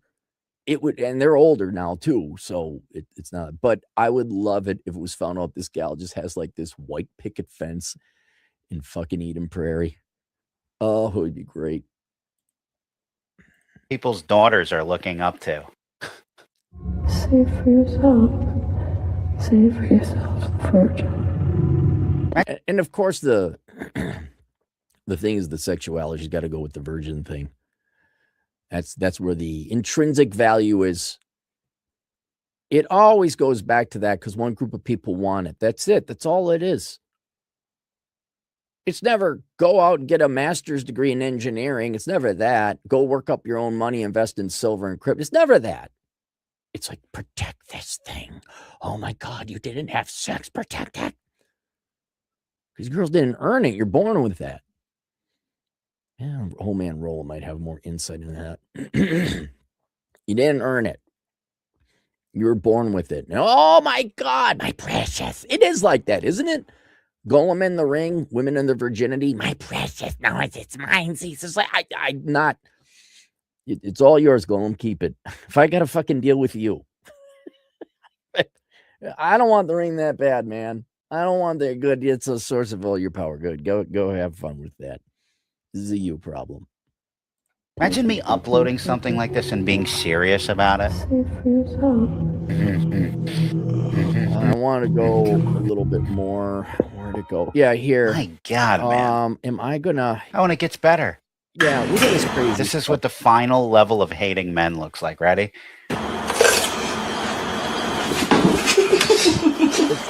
That's everything is about how awful men are and payback for them. Yeah. That you can watch it. You can watch it. I'm gonna stop. But you get it.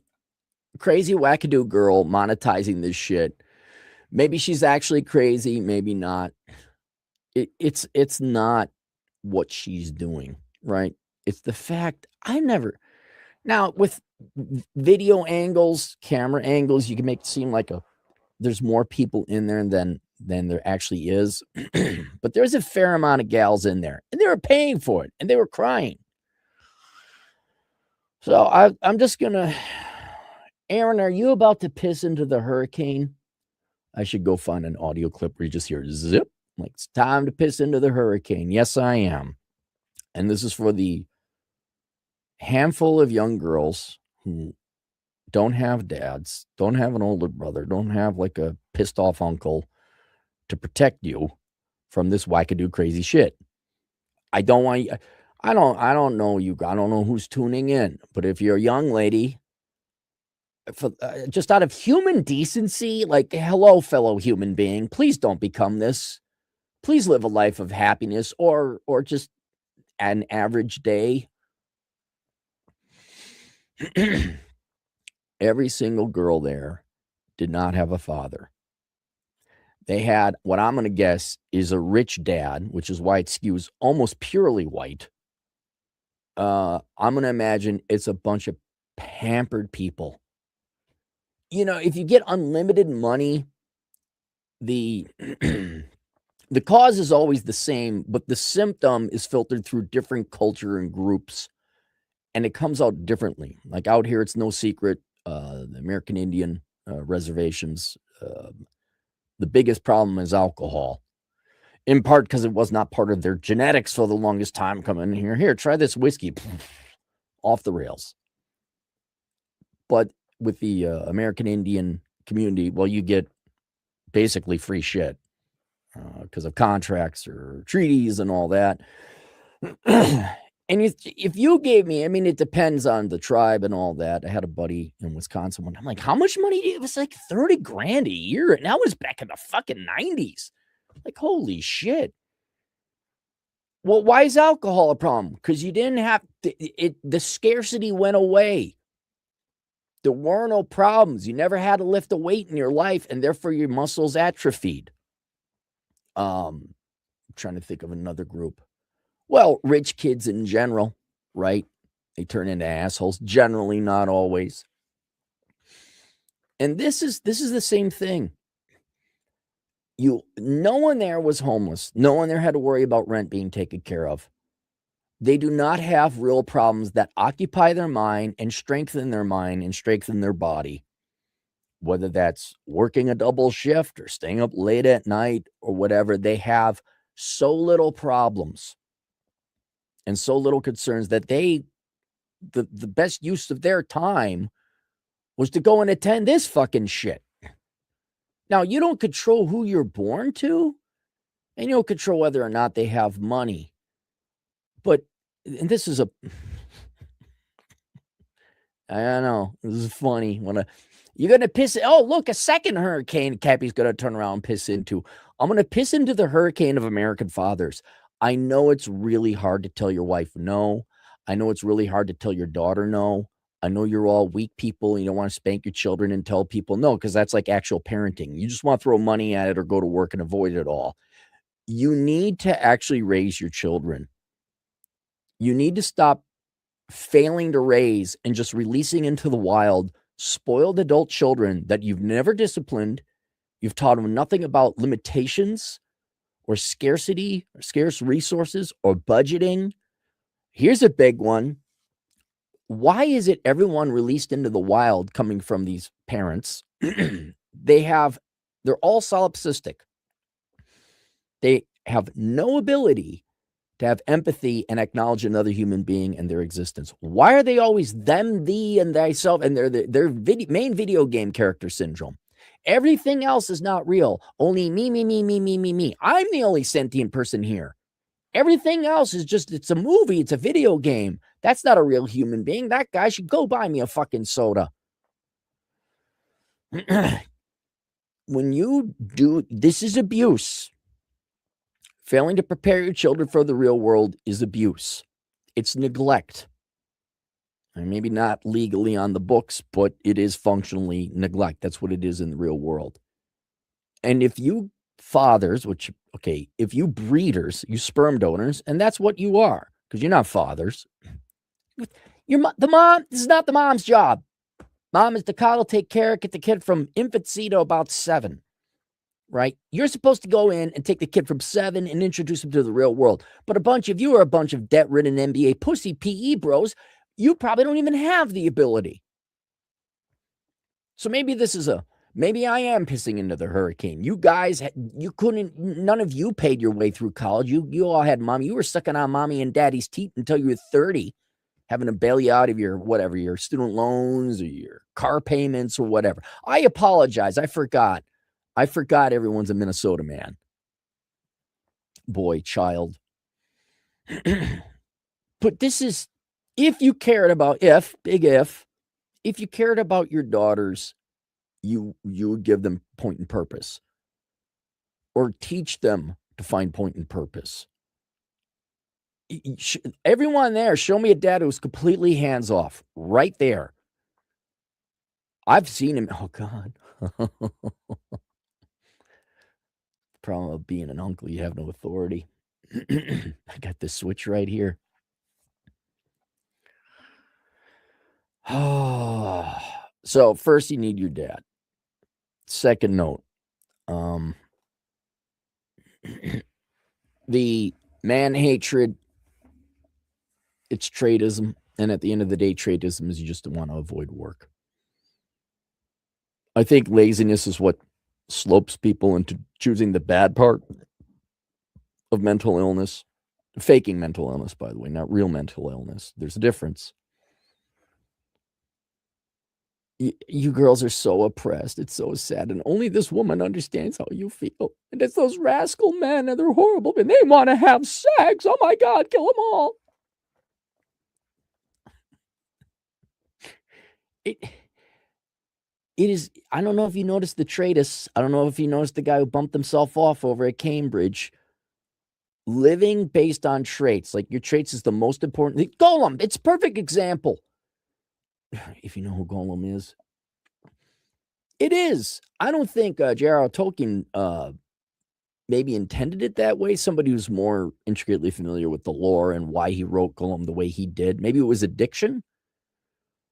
But that is a perfect example of traitists. Where this is my thing and I'm precious. Golem found it. He didn't earn it. What happens to become addicted to a thing you didn't earn? You just found it.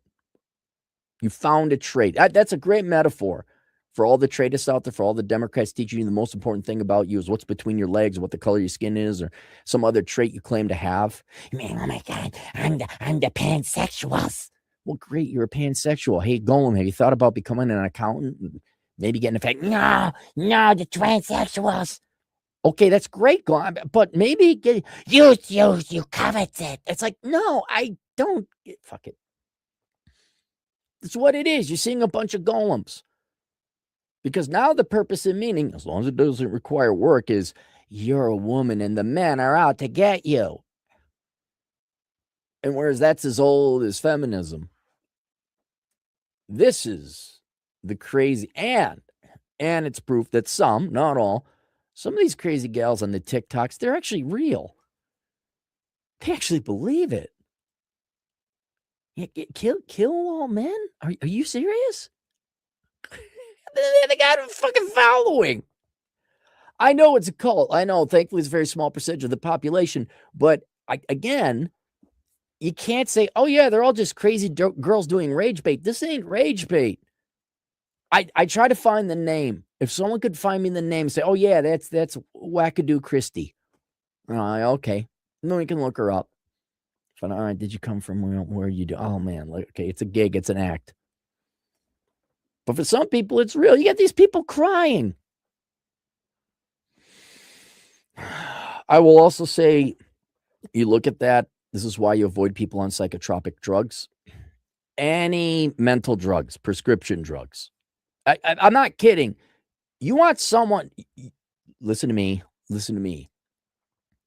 Well, heroin's pretty bad. I was going to say, if you had to choose a girl who's on like hard fun drugs or prescription drugs, choose the hard drugs, the fun drugs.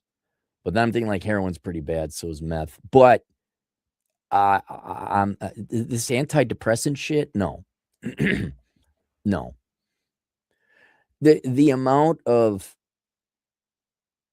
fake mental illness going on, and because girls are not finding purpose and meaning, they don't have dads, and frankly, you're not having nuclear families, you're not having husbands, you're not having children, and here's another thing, ladies, you're not having sex. I mean, some are. You're not having children. That's not good. Here's another thing, ladies, you're not good for your brain. But that doesn't mean you're mentally ill. You're like, I'm tired, I'm exhausted. Been going, and I get a little sad, and not sad, that's too strong a word. I get a little malaise. There's too much work. No, Cap, you got to take it easy. You got to take it easy now. Okay. I'm not mentally ill. Just push myself too much physically. I'm going to go run and get a drug. Gentlemen, 90% of these people who are on some kind of prescription drug are weak people who are too lazy to go do the work that is necessary to, like, oh, maybe I should go for a walk, or maybe I should reevaluate my life. I don't feel good. Instead of changing my life and changing my choices so that my life is congruent with what my body and mind wants, I'm going to take a drug. Because otherwise I'd have to get a job or work out. No. What percent you want to bet those girls in the video are on drugs? Like the prescription kind. Give me a pothead. Give me an alcoholic. Dude, give me a girl with cocaine. Does that even exist anymore? Have a girl on shrooms or acid or LSD. Give me that all day, every day. Do not give me a girl on antidepressants. Problems. As Chad Elkins would say, looks like you're going to have to handle some problems. Big ones.